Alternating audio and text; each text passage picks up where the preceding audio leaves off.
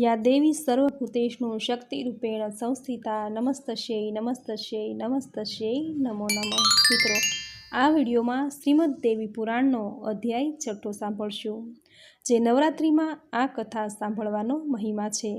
નવરાત્રિના 9 દિવસ દેવી પુરાણ સાંભળવાથી વ્યક્તિ ગરીબ હોય તો તે ધનવાન બને છે, રોગી હોય તે સ્વસ્થ બને છે। પુત્રહીન સ્ત્રી જો દેવી પુરાણનો પાઠ કરે તો તેને સંતાન પ્રાપ્તિનું વરદાન મળે છે।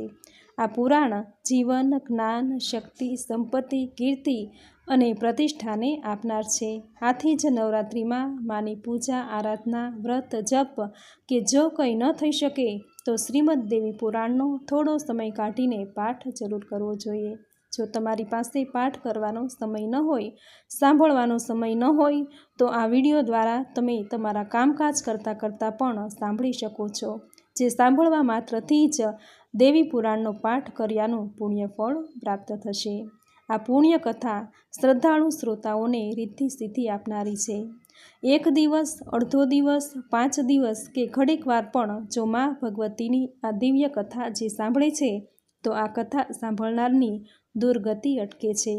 માનવીને બધા જ યજ્ઞ, તીર્થ અને દાનોનું ફળ દેવી ભાગવત પુરાણના એક જ વાર સાંભળવા માત્રથી મળે છે। આ ભાગવત પુરાણ કથારૂપી અમૃત પીવાથી વ્યક્તિના આખા કુળનો ઉદ્ધાર થાય છે। આથી જ નવરાત્રિના 9 દિવસ દરમિયાન દેવી ભાગવત પુરાણનું શ્રવણ અને વાંચન જરૂર કરવું જોઈએ। તો મિત્રો, આજના આ વિડીયોમાં દેવી ભાગવત પુરાણનો અધ્યાય 6 સાંભળી આજના દિવસને પાવન બનાવીએ। બોલો મા નવદુર્ગાની જય, બોલો મા ભગવતીની જય। તો સાંભળીએ મહર્ષિ વેદવ્યાસ કૃત શ્રીમદ દેવી ભાગવત પુરાણનો અધ્યાય 6, વૃતાસુરનું પ્રગટ થવું।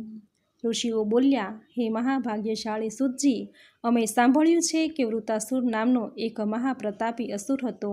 તેના પિતા ત્વષ્ટા હતા। ત્વષ્ટા તો દેવોનો પક્ષ લેનાર હતા। ઇન્દ્રના હાથે તેનો વધ કેમ થયો, એમ થવાનું કારણ કહો। આમ થવાથી શું ઇન્દ્રને બ્રહ્મ હત્યાનું પાપ લાગ્યું કે નહીં? સૂતજી કહે છે, હે મુનિઓ, હવે તમને હું વૃતાસુર વધની કથા કહું છું। બ્રહ્મ હત્યાના લીધે ઇન્દ્રને જે દુઃખ ભોગવવું પડ્યું એ બાબત આમાં આવી જાય છે।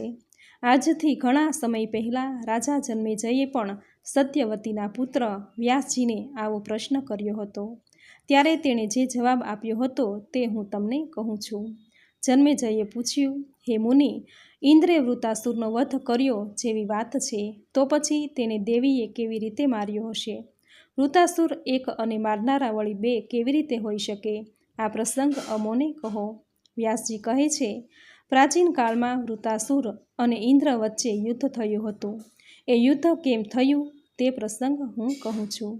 ત્યારે મહાતપસ્વી ત્વષ્ટા પ્રજાપતિ પદ પર હતા। દેવોના કાર્યોની બધી જ જવાબદારી તેના માથે હતી। પરંતુ એકવાર એને ઇન્દ્રની સાથે કોઈ બાબતે ખટરાગ થયો। આ ખટરાગ લાંબા સમય ચાલ્યો। આ દરમિયાન ત્વષ્ટાએ એક પુત્ર ઉત્પન્ન કર્યો, જેને 3 માથા હતા। 3 માથાવાળો આ પુત્ર એક મોઢેથી તે વેદના પાઠ કરતો, બીજા મોઢેથી મદિરાનું પાન કરતો, ત્રીજા મુખેથી બધી દિશાઓનું નિરીક્ષણ કરતો। તેને સંસારના તમામ ભોગ છોડીને ઉગ્ર તપ કર્યું। આ તપને જોતા ઇન્દ્ર દુઃખી થયો, ચિંતામાં પડ્યો। તેને થયું કે ક્યાંક આ વિશ્વરૂપ ઉગ્ર તપના અંતે પોતાનું ઇન્દ્રાસન આંચકી ન લે। ઇન્દ્ર આ વાતે હેરાન થવા લાગ્યો। એને એક ભય બેસી ગયો કે 3 માથાવાળો શિરીષા એનું ઇન્દ્રાસન લઈ લેશે જ અને પોતાનું અસ્તિત્વ પણ મિટાવી દેશે। આ માટે વિશ્વરૂપ ત્રિશિરાનું તપ મારે રોકવું જોઈએ। આ માટે તેણે ત્રિશિરાનું તપ ભંગ થાય એ માટે એણે અપ્સરાઓને બોલાવીને કહ્યું, તમે બધી સારી રીતે તૈયાર થાવ, મોંઘા કપડાં, દાગીના વગેરે પહેરીને ત્રિશિરાને લલચાવી તેનું તપ ભંગ કરો। ઇન્દ્ર અપ્સરાઓને આદેશ આપ્યો અને એ પ્રમાણે અપ્સરાઓ સજી ધજીને ત્રિશિરા પાસે ગઈ। ત્યારે એ તપમાં હતો। અપ્સરાઓએ નૃત્ય, તાલ, ગાન વગેરે દ્વારા ત્રિશિરાનું તપ ભંગ કરવા કેટલાય પ્રયાસો કર્યા, પણ કશી સફળતા મળી નહીં। ત્રિશિરા તો પોતાના તપમાં ખૂબ ઊંડી રીતે ડૂબેલા રહ્યા। અપ્સરાઓ સામે સહેજ પણ નજર ન કરી। આથી બધી અપ્સરાઓ થાકી હારીને ઇન્દ્રની પાસે પાછી આવી અને પોતે કરેલા પ્રયાસની વિગત ઇન્દ્રને આપી। સાથે જણાવ્યું પણ ખરું કે જો અમને ત્રિશિરાએ આ બાબતે શાપ આપ્યો હોત તો અમારું શું થાત, અમે ક્યાં હોત? પોતે મોકલેલી અપ્સરાઓ કંઈ કરી ન શકી. પાછી આવી હોવાથી અપ્સરાઓ કંઈ કરી ન શકતા ઇન્દ્ર પોતે જ તૈયાર થઈને આવ્યો. તપસ્વી જીતેન્દ્રિયની માફક ત્રિશિરાને જોતાં જ ઇન્દ્રના મનમાં કપટ ઊભું થયું. તેનામાં બરાબરનો સ્વાર્થ ઉભરાયો અને પોતાની પાસેના સર્વોત્તમ રજ નામનું શસ્ત્ર, જે સૂર્ય અને ચંદ્ર જેવું પ્રકાશિત હતું, તે એણે ઐરાવત હાથી પર બેઠા બેઠા સામે તપમાં લીન એવા ત્રિશિરા પર છોડ્યું. શસ્ત્ર એનું કામ કરી ગયું. સમાધિમાં ડૂબી ગયેલા ત્રિશિરાનું માથું ફટ્ટ કરતું કપાઈ ધરતી પર પડ્યું. એક નહીં, 3 માથા કપાઈને ધરતી પર પડ્યા. ત્રિશિરા નિષ્પાણ થયો અને ઇન્દ્રને હર્ષ ઉપજ્યો. સામે છેડે ત્યાં હાજર મુનિઓ હાહાકાર કરવા લાગ્યા. ઇન્દ્રને પાપી ફટ્ટ કહેવા લાગ્યા. કેટલાક તો બોલી પણ ઉઠ્યા કે હે દુષ્ટ ઇન્દ્ર, આ ખોટું કૃત્ય છે, આ એક પાપ છે અને પાપનું ફળ તારે ભોગવવું પડશે. પછી ઇન્દ્ર પોતાના સ્થાને સ્વર્ગમાં ગયા, પણ આ બાજુ ત્રિશિરાનો આત્મા તપનો ભંડાર હોય તેઓ ત્યાં જમીન પર પ્રાણ વિનાના થઈને પડ્યા હતા. પણ તેની ચેષ્ટાઓ એક જીવિત માણસના જેવી હતી. આ સમાચાર ઇન્દ્રને મળતા તેની ચિંતામાં વધારો થયો. તે વખતે તક્ષા નામની એક વ્યક્તિને યજ્ઞોમાં ભાગ આપવાની લાલચ આપી મુનિના ધડથી શરીરને અલગ કરવા કહ્યું. તક્ષાનો લોભ જાગ્યો અને 3 માથા કુહાડીની મદદ વડે ધડથી અલગ પાડી દીધા. જમીન પર જેવા માથા પડ્યા કે મુનિના મોઢામાંથી કબૂતર, ગોરૈયા, તેતર જેવા અનેક પંખીઓ બહાર નીકળીને ઉડવા લાગ્યા. ઇન્દ્ર તો ખુશ હતો જ, એની ખુશીમાં વળી ખૂબ વધારો થયો. એણે આ બ્રહ્મ હત્યા કરી હતી તેનું તેને કોઈ દુઃખ ન હતું. બીજી તરફ ત્રિશિરાના પિતા ત્વષ્ટાએ સંભળાવ્યું કે મારો પરમ ધર્માત્મા એવો પુત્ર ત્રિશિરા ઇન્દ્રના હાથે મરાયો છે. એટલે તેને ગુસ્સો આવ્યો. તેણે કહ્યું, મારો પુત્ર અત્યંત ધર્માત્મા હતો. જેણે તેની હત્યા કરી છે એ ઇન્દ્ર સામે હું અવશ્ય બદલો લઈને જ જંપીશ. ઇન્દ્રનો વધ કરવા હું બીજો પુત્ર પેદા કરીશ. ત્યાં તો ત્વષ્ટાએ પુત્ર પેદા કરવા માટે અથર્વ વેદના મંત્રોની સાથે 8 રાત્રિઓ સુધી એક હવન કર્યો. અગ્નિની પ્રચંડ જ્વાળાઓ ધધૂકી અને એમાંથી એક પુરુષ અગ્નિ સમાન પ્રકાશવાળું પ્રગટ થયો. તેને જોઈને ત્વષ્ટાએ કહ્યું, ઇન્દ્રના વેરી તું મારી તપસ્યાના બળથી અત્યંત શક્તિશાળી બની જા અને અગ્નિમાંથી પેદા થયેલો એ પુત્ર આકાશ વડે એટલી ઊંચાઈ અને પર્વત જેવું શરીર બનાવી દીધું. આવું ભયાનક શરીરને જોતા જ ત્વષ્ટા રાજી રાજી થયો. ત્યાં તો હવનકુંડમાંથી નીકળેલા એ પુત્રે કહ્યું, પિતાજી, આપ મને શું કરવાની આજ્ઞા આપો છો? આપ વળી આટલા ચિંતામાં કેમ છો? કોઈ કારણ હોય તો રજૂ કરો. હું મારા શરીરના સહારે હમણાં જ તમારી ચિંતાઓ દૂર કરીશ. પુત્ર, હું તારી વાતથી ખૂબ ખુશ થયો છું. તું તારા વિશાળ શરીરના સહારે મારી સમસ્યા દૂર કરી શકીશ એનો મને વિશ્વાસ છે. હું તારું નામ વૃત્ત રાખું છું. તારો એક ભાઈ ત્રિશિરા નામે ખૂબ પ્રસિદ્ધ હતો. ત્રિલોકને નવાઈમાં મૂકી દે તેવો શક્તિશાળી હતો. પણ ઇન્દ્રે તેને વ્રજ નામના અસ્ત્રથી માર્યો. તેનો કોઈ અપરાધ ન હતો. હે પુરુષોમાં શ્રેષ્ઠ એવા મારા પુત્ર, તું એ પાપી ઇન્દ્રને હરાવ. કારણ કે એ બ્રહ્મઘાતી, નીચ, નિર્લજ્જ, કુબુદ્ધિવાળો અને 1 નંબરનો શઠ છે. કહેવાતો એ રાજા છે, પણ તેના પેટમાં ભારોભાર કપટ ભરેલું છે. પિતાએ એ પુત્રને એવી રીતે ઉશ્કેર્યો અને એને વિવિધ હથિયારો પણ આપ્યા. હવે સાંભળશું વૃતાસુર દ્વારા ઇન્દ્રની હાર. વ્યાસજી કહે છે, એ રાજન, ત્યાર પછી મહાબળવાન વૃતાસુર એક રથમાં બેઠો, હથિયાર ધારણ કર્યા અને ઇન્દ્રને પાઠ ભણાવવા માટે નીકળી પડ્યો. ત્યારે દેવતાઓના હાથે માર ખાધેલા દૈત્યો વગર કહીએ વૃતાસુરની સાથે જોડાઈ ગયા. વૃતાસુરનો પક્ષ વધુ મજબૂત બન્યો. ત્યારે ઇન્દ્રના ગુપ્તચરોએ ઇન્દ્ર પાસે જઈને આ અંગેના સમાચાર આપ્યા. વૃતાસુર હવે તમારી પર આક્રમણ કરશે એ બાબત જણાવી. આથી ઇન્દ્ર ચિંતામાં પડી ગયો. તેણે તત્કાળ બૃહસ્પતિને બોલાવીને પોતાના મનમાં ઘુમરાઈ વળેલી બાબત કહી. ત્યારે બૃહસ્પતિએ સાફ સાફ રીતે ઇન્દ્રને જણાવી દીધું કે હે ઇન્દ્ર, તમે અપરાધ કર્યો છે. તપ કરી રહેલા અપરાધ વિનાના એ મુનિની હત્યા કરી છે. લોભવશ મોહવશ ન કરવાનું કર્યું છે. આથી બ્રહ્મહત્યા થઈ છે. તમોએ પાપ કર્મ કર્યું છે એનું ફળ સામે આવી ગયું છે. તે અત્યંત પ્રતાપી છે, પ્રચંડ છે. જગતનો સંહાર કરવાની ઈચ્છાથી આવી રહ્યો છે. જેમ એ કોઈ અન્યને છોડવાનો નથી, એમ તમને પણ છોડવાનો નથી. હા, એ કોઈથી મરવાનું નથી એ લખી રાખજો. બૃહસ્પતિએ સાફ સાફ વાત જણાવી તો ઇન્દ્ર અન્ય દેવો જેવા વસુઓ, રુદ્રો, અશ્વની કુમારો અને આદિત્યોને પોતાના હથિયારોની સાથે આવવા માટે સાથ આપવા માટે જણાવ્યું. સૌ આવ્યા. ઇન્દ્ર રાજી રાજી થતાં પોતાના ભવનેથી ઐરાવત હાથી પર બેસીને યુદ્ધભૂમિ પર આવી ગયા. વૃતાસુર પણ પોતાના સાથી દૈત્યો સાથે માનસ પર્વતની ઉત્તર સીમાએ ખડકાઈ ગયો. ત્યાં તો યુદ્ધના મંડાણ થયા. એક તરફ ઇન્દ્ર, બીજી તરફ વૃતાસુર. આ યુદ્ધ 100 વર્ષ ચાલ્યું. ત્યારે વાયુગણ, અગ્નિ, યમ, ઇન્દ્ર વગેરે યુદ્ધભૂમિ છોડીને નાસી ગયા. તે જોઈને વૃતાસુર પણ પિતા ત્વષ્ટાની પાસે પાછો ગયો. પિતાજીને પ્રણામ કરીને બોલી ઉઠ્યો, પિતાજી, મેં તમે સૂચવેલું કાર્ય પૂર્ણ કર્યું. દેવો ભયભીત બનીને ભાગી ગયા છે. હે રાજન, વૃતાસુરના આ પરાક્રમથી ત્વષ્ટા અત્યંત રાજી થઈ ગયા. બોલ્યા કે બેટા, હું મારી જાતને સાચે પુત્રવાન સમજું છું. મારું જીવન તારા લીધે સફળ થઈ ગયું છે. હવે હું તારા હિતની વાત કરું છું. મહાભાગ, હવે તું સાવધાન થઈને સ્થિર બેસી તપ કર.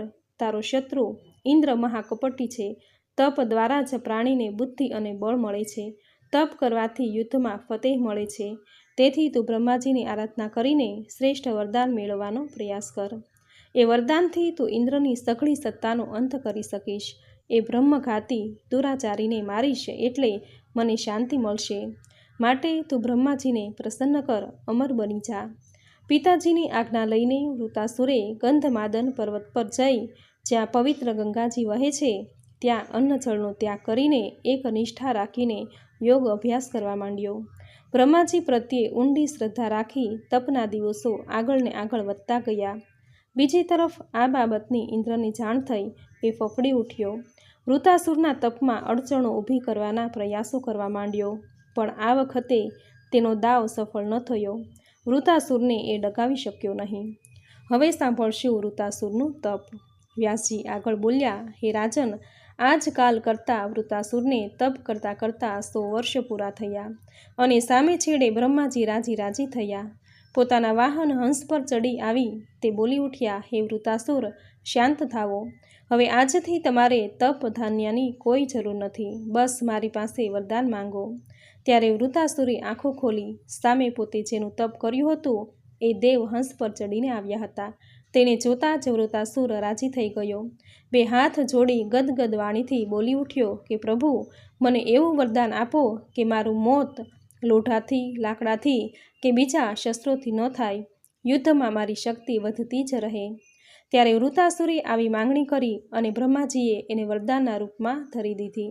વત્સ, તારી મનોકામના પૂર્ણ થશે, કહીને તેઓ પોતાના બ્રહ્મલોકમાં ચાલ્યા ગયા. બીજી તરફ વૃતાસુર નીચ સ્થાને આવી ગયો. પોતાના પિતાજી ત્વષ્ટાને બ્રહ્માજીએ આપેલા વરદાનની વાત કહી.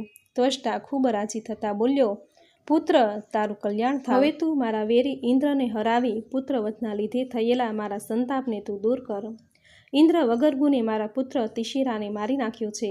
તું તેને ઉચિત દંડ આપ. રાજન ત્વષ્ટા પિતાની વાત સાંભળતા જ ગુસ્સાથી લાઈ થઈ ગયો. વૃતાસુર રથ પર બેસીને એ જ ક્ષણે સેના સાથે નીકળી પડ્યો. એણે ગર્જના કરી એટલે ઇન્દ્રને જાણ થઈ ગઈ કે વૃતાસુર નામનો દાનવ પોતાની સાથે લડવા માટે આવી રહ્યો છે. તેણે ઇન્દ્રને પણ સેના તૈયાર કરી. યુદ્ધભૂમિમાં એક તરફ દેવો અને બીજી તરફ દાનવો. પણ ખરી લડાઈ તો ઇન્દ્ર અને વૃતાસુર વચ્ચે હતી. બંને જણા એકબીજા પર ભયંકર શસ્ત્રોનો પ્રહાર કરવા લાગ્યા. ત્યાં તો ઇન્દ્ર વૃતાસુરના હાથે ઝડપાઈ જતા દૈત્ય વૃતાસુરે ઇન્દ્રના વસ્ત્રો આભૂષણો ઉતારી અને પોતાના મોઢામાં મૂકી અને ગળી ગયો. આ તરફ દેવોને આ બાબતની જાણ થઈ. તેઓમાં આશ્ચર્ય અને દુઃખની લાગણી ફેલાઈ ગઈ. દેવરાજ ઇન્દ્રની આવી દશાના સમાચારથી બધા દેવો ગભરાઈ ગયા. બધા દેવો ઇન્દ્ર રાજાને વૃતાસુરની પકડમાંથી છોડાવવાનો પ્રયાસ કરવા લાગ્યા. તેણે બૃહસ્પતિની સંમતિથી શત્રુનો સંહાર કરી શકે તેવી બળવાન બગાસાનું સર્જન કર્યું અને અચાનક વૃતાસુરને બગાસો આવ્યો. એનું મોઢું ઉઘાડું થતાં જ ઇન્દ્ર પોતાના અંગો સંકેલીને બહાર આવી ગયા.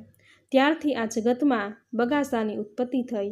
ત્યાર પછી કરી પાછું ફરી યુદ્ધ શરૂ થયું. દેવો અને દાનવો વચ્ચેનું આ યુદ્ધ 10,000 વર્ષ સુધી ચાલતું રહ્યું.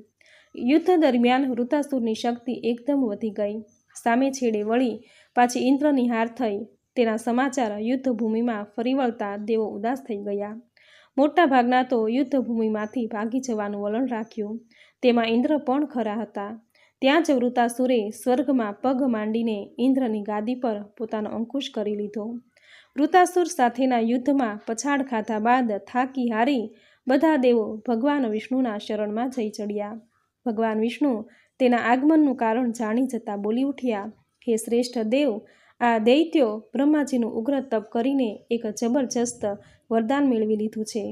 એ પ્રમાણે એ દુર્જય થયો છે. બ્રહ્માજીના વરદાનનો આ બધો પ્રભાવ છે. તેણે ઇન્દ્રના આસનનો કબજો મેળવી લીધો છે. આ એક અજેય શત્રુ છે. તેને મારવા માટે કોઈ કળ વાપરવી પડશે. સામ દામ દંડ ભેદથી જ એ મરશે. તેને કોઈ લાલચમાં લો. લાલચમાં એ આવશે એટલે આપોઆપ તક પ્રાપ્ત થશે. પછી તેને મારજો. ત્યાં તો ભગવાન વિષ્ણુએ ગંધર્વને એક આદેશ આપતા કહ્યું, હે ગંધર્વો, તમે હાલને હાલ વૃતાસુરની પાસે જાઓ. એની સાથે ચર્ચા વખાણ વાહ કરીને તેની મૈત્રી ઇન્દ્રની સાથે કરાવી દો. એ પછી દેવી ભગવતીની પાસે જાઓ અને મંગળમયી ભગવતી જગદંબાની પ્રાર્થનાથી ઇન્દ્ર એકલા જ શત્રુ એવા વૃતાસુરને મારી શકશે. કારણ કે ભગવતી મહામાયાના પ્રભાવથી વૃતાસુર મોહિત થઈ જશે અને તેને સહેલાઈથી મારી શકાશે. પરંતુ ભગવતી જગદંબા રાજી થાય તો જ આ બાબત શક્ય બને. ભગવાન વિષ્ણુએ હાજર રહેલા દેવગણ સમક્ષ આ બાબત રજૂ કરી. ત્યારે બધા દેવ સુમેરુગીરીના શિખર પર ગયા. એકાંતવાળા સ્થળે જપ તપ અને ધ્યાન શરૂ કર્યા, જે આ જગતના લોકોને ઈચ્છા પાર પાડે છે, સંહાર અને ઉત્પત્તિનું કારણ છે, જેની સેવા કરવાથી સંસારના સઘળા કલેશ દૂર થાય છે. એવા દેવી ભગવતી મહાદેવની પૂજા કરવા લાગ્યા. હે રાજન, આવી રીતે દેવો દ્વારા સ્તુતિ થતાં ભગવતી જગદંબા સુંદર રીતે પ્રગટ થયા. પોતાની સમક્ષ ઊભેલા દેવોને જોઈને તેણે પૂછ્યું, મને જણાવો, શી મુશ્કેલી છે? તમારી સામે વળી કઈ અડચણ આવી છે? દેવીએ પૂછ્યું. દેવો પગે લાગતા બોલી ઉઠ્યા, હે દેવી, દેવોને અત્યંત દુઃખ આપનારા પ્રબળ પ્રચંડ એવા વેરી વૃતાસુરને મોહિત કરવાની કોઈ વ્યવસ્થા કરો. તેની બુદ્ધિને એવી ભ્રમિત કરી નાખો કે એ દેવોમાં આંધળો વિશ્વાસ મૂકવા લાગે અને અમારી પાસેના શસ્ત્રોમાં એવી શક્તિ મૂકી દો એનાથી એની હાર થાય. દેવી કહે, એવું જ થશે. તમારે નિરાતે જાઓ. દેવી બોલ્યા અને અંતર ધ્યાન થઈ ગયા. સામે છેડે દેવો પાછા આવી અને વૃતાસુર સાથે મૈત્રીની તૈયારી કરવા લાગ્યા. હવે સાંભળશું વૃતાસુરનો વધ. વ્યાસજી કહે છે, હે રાજન, દેવી પાસેથી વરદાન મેળવીને બધા દેવો મુનિઓ વૃતાસુરની પાસે ગયા. કપટ દગાભરી વાતોથી એને મૈત્રી માટે મોહિત કરી નાખવા માટે ગયા. સૌ પાસે આવ્યા. વૃતાસુર એ બધાની સામે જોઈ રહ્યો. મૈત્રીની વાત જાણી પણ વૃતાસુરે મૈત્રી બાંધતા પૂર્વે પોતાની શરત હતી તે રજૂ કરી કે જુઓ, આપ મારી સાથે દોસ્તી બાંધવા આવ્યા છો તો ભલે, પણ હું સૂકા કે લીલા, અસ્ત્ર કે શસ્ત્રથી, પથ્થરથી, લાકડા કે લોખંડથી મરું એમ નથી. અરે, દિવસે કે રાત્રે પણ નહીં. મારે આ બાબતો પછી જ હું દોસ્તી બાંધીશ. ઇન્દ્રે વૃતાસુરની બધી વાતો માની લીધી. દોસ્તી બંધાણી. ઇન્દ્ર અને વૃતાસુર વચ્ચે બંને જણા નંદનવનમાં સાથે ફરવા જતા. ક્યારેક વળી ગંધમાદન પર્વત પર સમુદ્રના કિનારે એકાદ આંટો મારી આવતા. ભલે ઇન્દ્ર વૃતાસુરની સાથે મધ મીઠી વાતો કરતો, પણ એનો ઈરાદો પાક્કો હતો. એ ગમે તેમ કરીને વૃતાસુરને મારવા તો માંગતો જ હતો. એક દિવસ ઇન્દ્રે વૃતાસુરને સાગરના કિનારે જોયો. તે સમયે સંધ્યાકાળ ચાલતો હતો, એટલે ન રાત્રિ કે ન દિવસ. ત્યારે ઇન્દ્રે વિચાર્યું, આ યોગ્ય સમય છે અને શત્રુને મારવો જોઈએ. એટલું જ નહીં, એ નિર્જન સ્થાને એકલો છે, સેના એની સાથે નથી. આવી સરસ તકનો મારે ફાયદો લેવો જોઈએ. પરંતુ એ શત્રુને કઈ રીતે મારવો? એ તો અજેય છે. ઇન્દ્ર આમ વિચારતો હતો ત્યાં તેની નજર સમુદ્રના ફીણ ભણી ગઈ. તે ફીણ જાણે કોઈ પર્વતનો ટુકડો હોય તેવું લાગી રહ્યું હતું. ઇન્દ્રે વળી પાછો તર્ક લગાવ્યો, આ ફીણ સૂકું નથી અને લીલું પણ નથી, અને એટલે જ આ ફીણને શસ્ત્ર પણ ન કહેવાય. આમ વિચારીને ઇન્દ્રે સમુદ્રનું ફીણ હાથમાં લીધું. પરમ શક્તિ ભગવતીનું ધ્યાન ધર્યું કે દેવી ભગવતી ત્યાં હાજર થયા. તેણે પોતાની સઘળી શક્તિ એ ફીણમાં આરોપિત કરી નાખી. ભગવાન વિષ્ણુ તો વ્રજમાં પ્રવેશ્યા હતા. એ વ્રજને ફીણથી એણે ઢાંકી દીધું અને ઇન્દ્રે એ ફીણ વૃતાસુર પર ફેંક્યું કે એના અંગો તરત જ કપાઈ ગયા અને પર્વત જેવી તાકાતવાળો એ નીચે પડ્યો અને એના શરીરમાંથી પ્રાણ નીકળી ગયા. ઇન્દ્ર વૃતાસુરને મારવામાં સફળ થયા અને આનંદમાં આવી ગયા. આમ દાનવની બુદ્ધિ પર એક આવરણ નાખીને એણે હણવામાં સફળતા મેળવી. આમ વૃતાસુરનો ઇન્દ્રના હાથે વધ થયો. વ્યાસજી આગળ કહે છે, વૃતાસુર નામે દાનવની જીવનની કરણી કરમાઈ ગઈ, પરંતુ વૃતાસુરની હત્યાથી ઇન્દ્રને અત્યંત ડર લાગી ગયો અને તેથી તેઓ અમરાવતી ખાતે ચાલ્યા ગયા. મુનિઓના મનમાંય ભય ઊભો થયો કે અમોએ વૃતાસુરને દગો કરીને માર્યો છે. બીજી તરફ ત્વષ્ટા રડી પડ્યા. તેને જાણ થઈ કે પોતાના પુત્ર વૃતાસુરને ઇન્દ્રે કપટ કરીને મારી નાખ્યો છે. તેઓ જ્યાં પણ વૃતાસુરની લાશ પડી હતી ત્યાં આવ્યા, રડી પડ્યા. તેણે પુત્રની લાશની ધાર્મિક વિધિ કરીને મુક્તિ આપી. તેણે શોકાતુર થઈને ઇન્દ્રને શાપ આપ્યો, હે પાપાત્મા ઇન્દ્ર, જેમ તે કપટ લીલા કરીને પ્રલોભનો આપીને દગો કરીને મારા પુત્રને માર્યો છે, મને દુઃખ પહોંચાડ્યું છે, એવું દુઃખ તને પ્રાપ્ત થાવ. એ પછી સૌના સ્થાનકે ગયા તો બીજી તરફ ઇન્દ્રની શક્તિ કોઈ કારણસર ક્ષીણ થવા માંડી. આ ઇન્દ્ર બ્રહ્મઘાતી છે, આમ બોલીને સૌ દેવો ઇન્દ્રની નિંદા કરવા લાગ્યા. એટલું જ નહીં, ઇન્દ્રને ઘણું બધું સહન કરવું પડ્યું. જગતમાં જેની આબરૂ સમાપ્ત થઈ જાય છે તેવા માણસોના જીવન ધિક્કાર સમાન છે. ઘરમાં સગડું હોવા છતાંય તેને ક્યાંય શાંતિ મળતી નથી. ઇન્દ્રની દશા આવી થઈ હતી. એ ક્યારેક ભય પામતા તો ક્યારેક વળી બેભાન પણ બની જતા. ઇન્દ્રની સતત આવી સ્થિતિનું નિરીક્ષણ કરતાં કરતાં ઇન્દ્રની પત્ની ઇન્દ્રાણીથી રહેવાયું નહીં. તેણે એક દિવસ પૂછી નાખ્યું કે પ્રભુ, આપના અતિ ખતરનાક એવા શત્રુ વૃતાસુરનો અંત આવ્યો છે, એ તો ખૂબ ખુશીની વાત છે. પછી આપને વળી ભય શો? હું જોઉં છું કે કેટલાય દિવસથી આપ અત્યંત ભય પામ્યા હોય તેવા લાગો છો.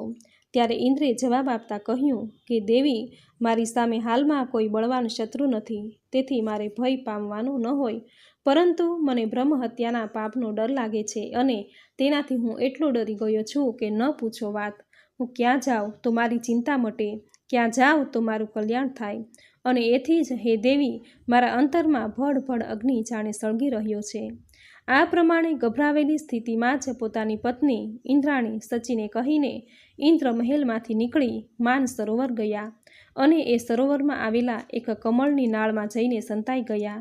તેઓ ત્યાં જઈને કોઈ સાપ તરફડતો હોય તેવી સ્થિતિ અનુભવવા લાગ્યા. તેની વ્યાકુળતામાં અત્યંત વધારો થઈ ગયો હતો. બ્રહ્મ હત્યાના ભયથી ઇન્દ્રે ઘર છોડ્યું અને જ્યાં ગયા ત્યાં પણ પાછા દુઃખી થઈ ગયા. આ બાબતની દેવતાઓને પણ ચિંતા થવા લાગી. બીજી તરફ દુઃખોથી ભરેલા જગતમાં કોઈ બળવાન રાજા ન રહ્યો. ત્યારે દેવો અને મુનિઓએ આપસમાં વિચાર વિમર્શ બાદ નહુષ નામની વ્યક્તિને ઇન્દ્રના પદ પર બેસાડી. જોકે નહુષ ધર્માત્મા હતો છતાં તેને વળી ઇન્દ્રનું પદ મળતા મનમાં એક જાતની રાજસી વૃત્તિ પેદા થઈ. એક સમયની વાત છે, ત્યારે ઇન્દ્રની પત્ની સચીના ગુણોની જાતની વાતો સાંભળીને નહુષનું મન બગડ્યું. એને ઈચ્છા થઈ આવી. એ જાણીએ અજાણીએ ભાન ભૂલ્યો અને પછી ઋષિને જોઈને એણે સવાલ કર્યો કે ઇન્દ્રની પત્ની ઇન્દ્રાણીને મારી પાસે લાવો. હું હવે ઇન્દ્રની જગ્યાએ બેઠો છું, તેથી મારી સેવામાં સચીએ આવવું જોઈએ. હે મુનિઓ, ગમે તે ઉપાયે સચીને મારી પાસે મોકલો. નહુષની આવી બેહુદી વાત સાંભળીને દેવો અને ઋષિમુનિઓ ચિંતામાં મુકાઈ ગયા. નહુષ આવી માંગણી કરશે એ તો તેણે સપને પણ વિચાર્યું ન હતું. છતાં તેઓએ એકઠા થઈને ગયા ઇન્દ્રની પત્ની ઇન્દ્રાણીની પાસે અને નહુષની વાત જણાવી. નહુષની આવી વાત સાંભળતા જ સચી ઉદાસ થઈ ગયા અને આ સમસ્યાના નિવારણ માટે તેઓ બૃહસ્પતિ પાસે પુષ્પરસ માટે ઉપડી ગયા. હવે સાંભળશું નહુષનું પતન. વ્યાસજી કહે છે, નહુષે જાણ્યું કે શશી બૃહસ્પતિ પાસે ગયા છે અને ઉપાય પૂછ્યો. તેથી નહુષ બૃહસ્પતિ પર ગુસ્સે ભરાયો. પગ પછાડતા તેણે હાજર દેવોને કહ્યું, હું બૃહસ્પતિનો વધ કરીશ, એ માટે મારે કંઈક કરવું પડશે, કારણ કે એણે સચીને મારી પાસે મોકલવાને બદલે પોતાના ઘરમાં રહેવાની વ્યવસ્થા કરી છે. બધા દેવોએ એક સાથે મળીને નહુષને સમજાવવા માંડ્યો કે તમારા મનમાં જે પારકી સ્ત્રી માટેનું ખેંચાણ ઊભું થયું છે તેનો અંત લાવી દો. રાજા તરીકે કલ્યાણકારી વર્તન દાખવો, ઉત્તમ વર્તનનું આચરણ કરો. સચી પ્રત્યેના તમારા ભાવને બદલી દો. એ ભાવના પાપ સમાન છે અને પાપની સંપત્તિનો સત્યાનાશ થાય છે. દેવોએ સાચી વાત નહુષને જણાવી, પણ જેના હૈયામાં વિકાર જાગ્યા હોય છે તેને સાચી વાત સમજાતી નથી. તેથી નહુશે કહ્યું કે તમે બધા પાપ પુણ્યની વાતો ન કરો, મારે શું કરવું જોઈએ એ મને ન સમજાવો. તમે કોઈ પણ હિસાબે અને વહેલામાં વહેલી તકે એ સ્ત્રીને મારી પાસે લઈ આવો. વળી પાછા સૌ બૃહસ્પતિના આશ્રમે ગયા અને નહુશની વાત જણાવી. આવી પડેલા સંકટને ઉગારવા માટે ઉપાય પૂછતા તેણે ઉપાય બતાવ્યો. તેણે કહ્યું, સચી, નહુશ પાસે જઈને આપની સેવા તો હું અવશ્ય કરીશ, પણ પહેલાં એ બતાવો કે મારા પતિ ક્યાં છે, એ જીવતા રહ્યા કે પછી અવસાન પામ્યા છે.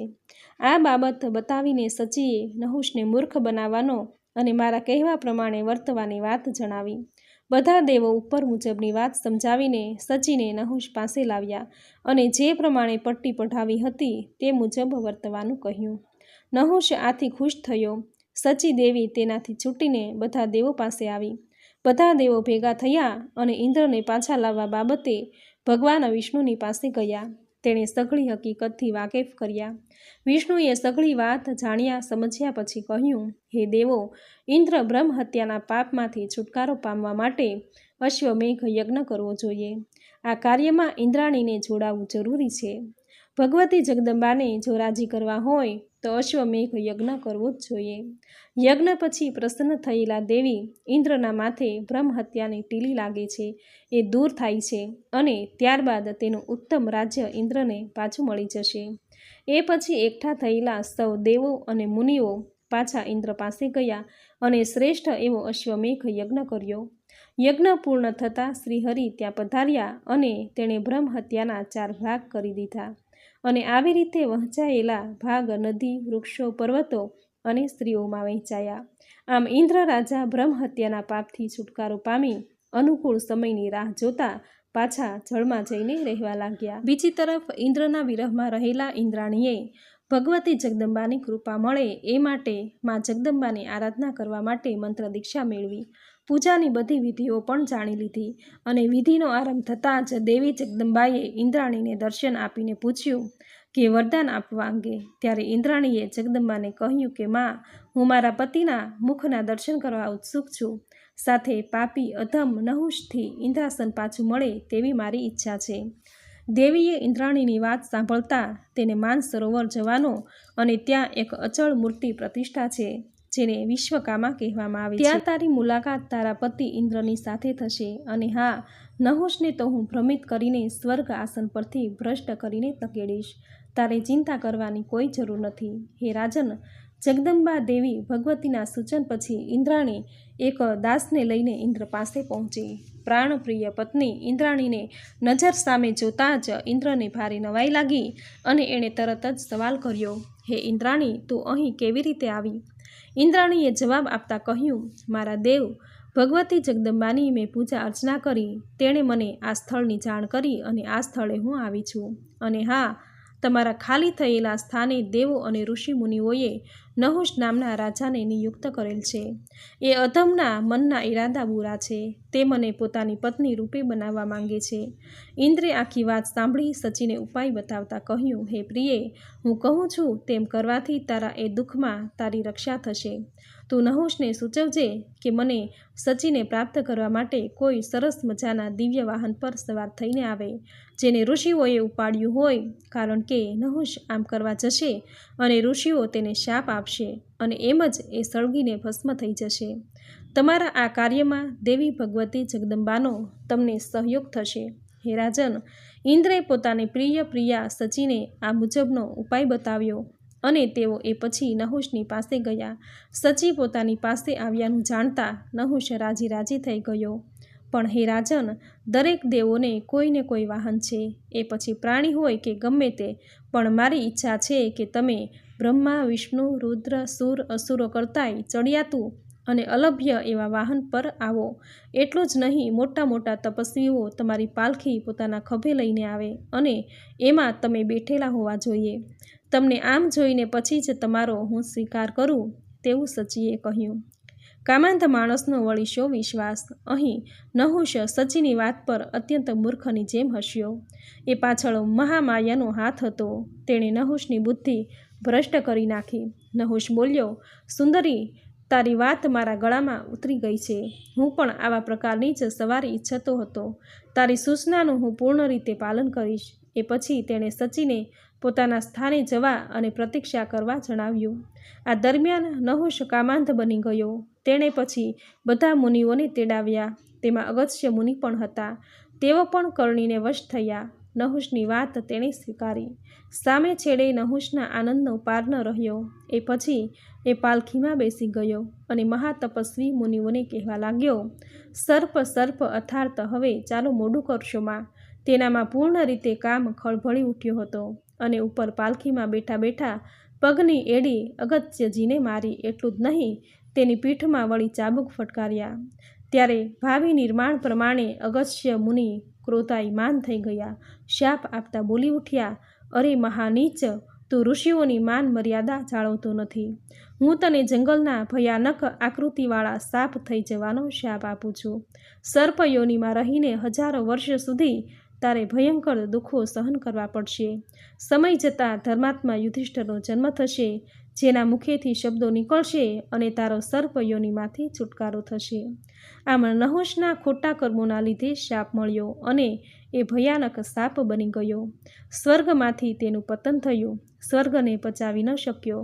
આ તરફ નહુષ પૃથ્વી પર ફેંકાયો અને દેવ દેવીઓ ઋષિઓ બધા માન સરોવરો ગયા અને ઇન્દ્રને સન્માનપૂર્વક પાછા સ્વર્ગે લઈ આવ્યા. મંગળ ગીતો ગવાયા. ઇન્દ્ર પણ પછી સચી સાથે સ્વર્ગનો પુનઃ રાજા બની ગયો. વ્યાસજી કહે છે, ઇન્દ્ર જેવા ઇન્દ્રને પણ ખૂબ દુઃખ સહન કરવા પડ્યા. જે ભગવતી જગદંબાની કૃપા થતાં પુનઃ સ્વર્ગનું રાજ્ય મળ્યું. માટે હે રાજન, મનુષ્ય જેવું કર્મ કરે છે એવું એનું ફળ હોય છે. સારાનું સારું અને ખોટાનું ખોટું ફળ એને ભોગવવું પડે છે. હવે સાંભળશું વસિષ્ઠ વિશ્વામિત્ર વચ્ચેનો કજ્યો. રાજા જન્મેજયે પૂછ્યું, ઇન્દ્રને આવા અસહ્ય દુઃખો કેમ ભોગવવા પડ્યા? બધા દેવો તેનું કહ્યું માનતા હતા, તો પછી ગાદીથી દૂર શા માટે થયા? વ્યાસજી કહે છે, હે રાજન, આનું અદ્ભુત કારણ છે. તે હું કહું છું તે સાંભળો. વસિષ્ઠથી બ્રહ્માજીના પુત્ર હતા. તેણે વેદો અને શાસ્ત્રોનો ખૂબ સારી રીતે અભ્યાસ કર્યો હતો. તેઓ ગંગાના પવિત્ર કિનારે રહેતા હતા. તોય દ્વેષના લીધે વિશ્વામિત્રની સાથે તેને ખટરાગ થઈ ગયો અને પછી એક મેઘને ભયાનક શાપ આપી દીધા. તેમાંથી વળી બંને વચ્ચે યુદ્ધ પણ થયું. ત્યારે આ બંને શ્રેષ્ઠ મુનિઓ આપસમાં લડતા હોવાનું જાણતા જ બ્રહ્માજી અન્ય દેવો સાથે તેની લડાઈમાં આવી ગયા અને બંને ઝઘડતા હતા. તેને સમજાવીને શાંત કર્યા. બ્રહ્માજીએ પ્રેમની મીઠી વાતો રજૂ કરી અને એ જાણે માની ગયા, શાંત થઈ ગયા. જન્મેજય રાજાએ સવાલ કર્યો, મહાભાવ, વસિષ્ઠજી તો બ્રહ્માના પુત્ર કહેવાય છે. તેનું નામ મૈત્રાવરોલ કઈ રીતે પડ્યું? વ્યાસજી કહે છે, રાજન સાંભળો. વસિષ્ઠજી બ્રહ્માજીના પુત્ર હોવા છતાંય નિમિનો શાપ હોવાથી તપસ્વી મુનિને આ શરીર મૂકીને પુનર્જન્મ લેવો પડ્યો અને મિત્ર અને વરુણને ત્યાં તેની ઉત્પત્તિ થઈ. તેઓ મૈત્રા વરુણના નામથી જાણીતા થયા. જન્મેજયે આગળ સવાલ પૂછ્યો, બ્રહ્માજીના પુત્ર વસિષ્ઠજી અત્યંત ધાર્મિક હતા, છતાં તેને નિમિ રાજાએ શા માટે શાપ આપ્યો? તેનું કારણ અમને જણાવો. વ્યાસજી કહે છે, ઈક્ષ્વાકુના કુળમાં પેદા થયેલા નિમિ નામના રાજાએ તેને શાપ આપ્યો છે. આ રાજા ખૂબ સુંદર, ગુણવાન, ધર્માત્મા, પ્રજાપ્રેમી અને સત્યવાદી છે. ગૌતમ મુનિના આશ્રમ પાસેના જયંતપુરમાં તેઓ રહેતા હતા.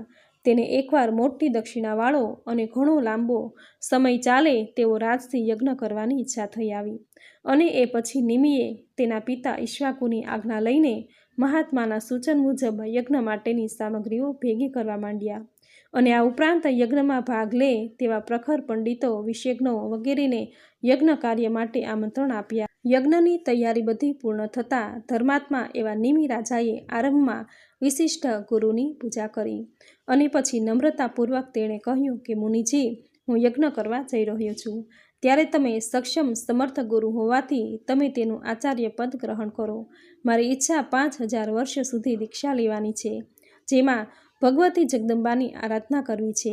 નિમિ રાજાની આ પ્રકારની વાત સાંભળતા જ વસિષ્ઠજીએ કહ્યું, રાજન, તમારાથી પહેલાં મને ઇન્દ્રે પરાશક્તિ યજ્ઞ માટે નિમંત્રણ આપેલ છે.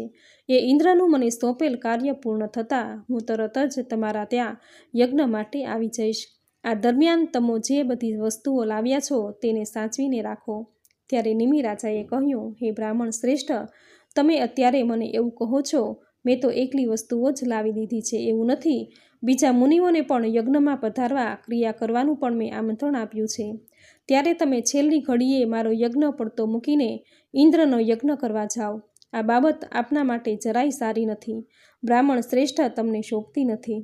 નિમિ રાજાએ આ રીતની સાફ સાફ વાત કરી, છતાંય વસિષ્ઠજી નિમિ રાજાની પરવા કર્યા વિના ઇન્દ્રને ત્યાં ચાલ્યા, રોકાયા નહીં.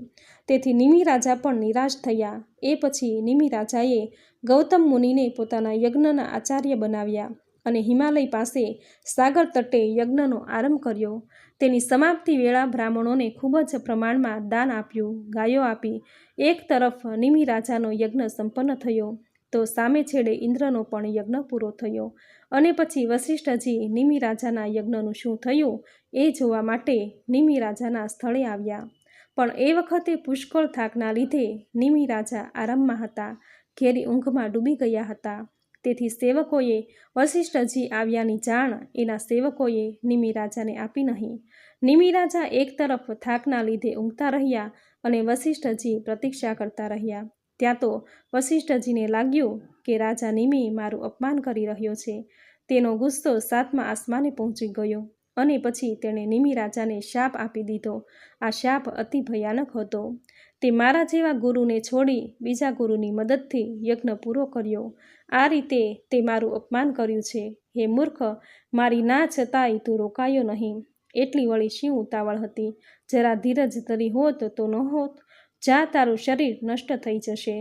તું વિદેહ થઈ જા. આ તરફ આ મુજબનો શાપ આપ્યો કે બધા સૈનિકો દોડ્યા અને જઈને નિમિ રાજાને ઢંઢોળીને જગાડ્યા કે આપના દ્વારે મુનિ વસિષ્ઠજી આવ્યા છે અને તેઓ ગુસ્સામાં ઉકળી ઉઠ્યાનું પણ જણાવ્યું. પરંતુ રાજાને વસિષ્ઠજી પ્રત્યે કોઈ ખોટી ભાવના ન હતી. તેથી તેણે મીઠી જબાનમાં તાત્વિક વાતો કહેવા માંડી. હે ધર્મના જાણકાર ધર્મિષ્ઠ ગુરુદેવ, મારો જરા જેટલોય વાંક નથી. હું આપનો યજમાન હોવાના નાતે મેં આપને વારંવાર પ્રાર્થના કરી હતી, પણ તે માન્યા નહીં અને લોભવશ બીજે ચાલ્યા ગયા. બ્રાહ્મણોએ સદા સંતોષ અને વિદ્વાનોએ ક્રોધને છોડવો જોઈએ, કારણ કે ક્રોધ તો ચંડાળથી વધુ અછૂત છે. આપે ક્રોધમાં આવીને મને શાપ આપ્યો છે. હવે હું પણ તમારી જેમ જ તમને શાપ આપું છું. તમારું પણ ક્રોધભર્યું શરીર નાશ પામે. આમ વસિષ્ઠ અને નિમિ રાજાએ આપસમાં એકમેકને શાપ આપ્યો, જેના લીધે બંનેની ચિંતાઓ વધી ગઈ. જોકે ચિંતાતુર અવસ્થામાં વસિષ્ઠજી તો બ્રહ્માજીની પાસે ગયા અને નિમિ રાજાએ પોતાને આપેલ શાપ વિશે જણાવ્યું. તેણે વળી કહ્યું કે ભલે મારું આ શરીર જાય, પણ બીજું શરીર તો આ વખતના જેવું હોવું જોઈએ. એટલે કે મને આ વખતે જેવું જ્ઞાન છે તેવું જ જ્ઞાન રહેવું જોઈએ. વસિષ્ઠજી વાત સાંભળીને બ્રહ્માજીએ તેના તે માનસપુત્રને કહ્યું કે મુનિ, તમે મિત્ર અને વરુણના તેજમાં દાખલ થઈને શાંત પડ્યા રહો. સમય આવતા તમે તેના થકી યોનિ વિના જ અવતાર પામશો અને અત્યારના જેવી જ બુદ્ધિ મળશે. વસિષ્ઠજી એ પછી પ્રસન્ન થયા. પ્રણામ અને પ્રદક્ષિણા કરી તેઓ વરુણના આશ્રમે ગયા. હંમેશા એક સાથે રહેનારા મિત્ર અને વરુણ બંને ઋષિ ત્યાં હતા. વસિષ્ઠજી સૂક્ષ્મ રીતે તે બંને ઋષિના શરીરમાં દાખલ થઈ ગયા. રાજન, એક સમયની વાત છે. ઉર્વશી નામની એ અતિ સુંદર અપ્સરા તેની સખીઓની સાથે મિત્રાવરુણના આશ્રમ પર આવી. સુંદર એવી આ અપ્સરાને જોતાં જ જાણે મિત્રાવરુણનું મન ઊંચું નીચું થઈ ગયું. તેથી તેણે પાસે જઈને કહ્યું, હે સુંદરી, તું અમને તારો પતિ બનાવ. આ આશ્રમમાં રહીને અમને આનંદ આપ, તું આનંદ લે. ઉર્વશી માની ગઈ. ત્યાં જ એ આશ્રમમાં રહેવા લાગી. ભાગ્ય સંજોગ એકવાર ત્યાં એક ઉઘાડા મોંવાળો ઘડો પડ્યો હતો. મુનિઓ બધા ઉર્વશી સાથે વાતચીત કરી રહ્યા હતા. ત્યારે મિત્ર વરુણનું વીર્યસ્ખલન થઈ ગયું અને એ ઘડામાં જઈને પડ્યું. હે રાજન, આ વીર્ય જે ઘડામાં પડ્યું હતું તેમાંથી 2 સુંદર મુનિકુમારો પેદા થયા. તેમાં પહેલાનું નામ અગસ્ત્ય અને બીજાનું નામ વસિષ્ઠ પડ્યું. મિત્રાવરુણના વીર્યથી પેદા થયેલા આ બંને મુનિકુમારો મહાન તપસ્વીઓ સાથે સાથે મુખ્ય એવા આગેવાન પણ કહેવાતા હતા. તેમાંય વળી મુનિ અગસ્ત્ય તો બાળપણમાં જ રમવા મસ્તી કરવાની વયે વનમાં તપ કરવા ગયા. જ્યારે બીજા પુત્ર વસિષ્ઠને ઈક્ષ્વાકુ વંશના પુરોહિત બનાવાયા, જેઓ ધાર્મિક ક્રિયા કરાવતા હતા. વ્યાસજી કહે છે, હે રાજન, વસિષ્ઠને તો બીજું શરીર પ્રાપ્ત થયું, પણ શાપને લીધે નિમિ રાજાને ન થયું. જે વેળા મુનિએ શાપ આપ્યો તે વખતે રાજા યજ્ઞમાં દીક્ષિત હતા. ઋષિઓએ અનેક પ્રકારના મંત્રોના પ્રયોગો કરીને રાજા નિમિના શરીરને અકબંધ રાખ્યું. મંત્ર શક્તિથી વળી રાજાનો નિર્વિકાર આત્મા શરીરમાં સ્થિર રહ્યો. યજ્ઞ પૂરો થતાં દેવો બધા ત્યાં આવ્યા.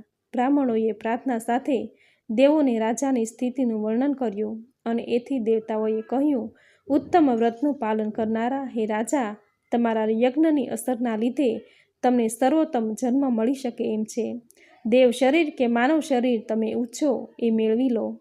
ત્યારે નિમિના અંતરમાં રહેલા આત્માએ કહ્યું, મહાભાગ, બધા દેવો પ્રાણીઓ જેનાથી જોઈ શકે તે વસ્તુમાં રહેવાનો મને અવસર મળે તેવી મારી ઈચ્છા છે. તમામ પ્રાણીઓની આંખોમાં હું વાયુ બનીને વિચર્યા કરું. ત્યારે દેવોએ એ માટે નિમિ રાજાને જેવી જગદંબાની પ્રાર્થના કરવા માટે કહ્યું. તેમની કૃપાથી તમારા મનોરથ જરૂર પૂર્ણ થશે.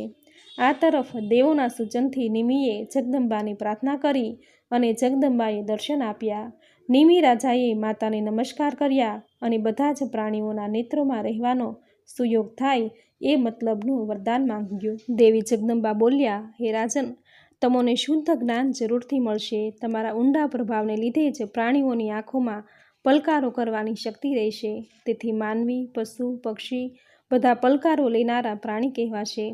એ પછી બધા મુનિઓએ નિમિતના સ્થૂળ દેહને ત્યાં મૂક્યો અને તેમાંથી કોઈ રાજકુમાર જન્મે એ આશયે શરીરમાં કાષ્ઠ મૂકીને મંત્રો બોલ્યા. મંથન કરીને હવન કર્યો અને આમ અરણી મંથન કરવાથી એક બાળક પેદા થયો.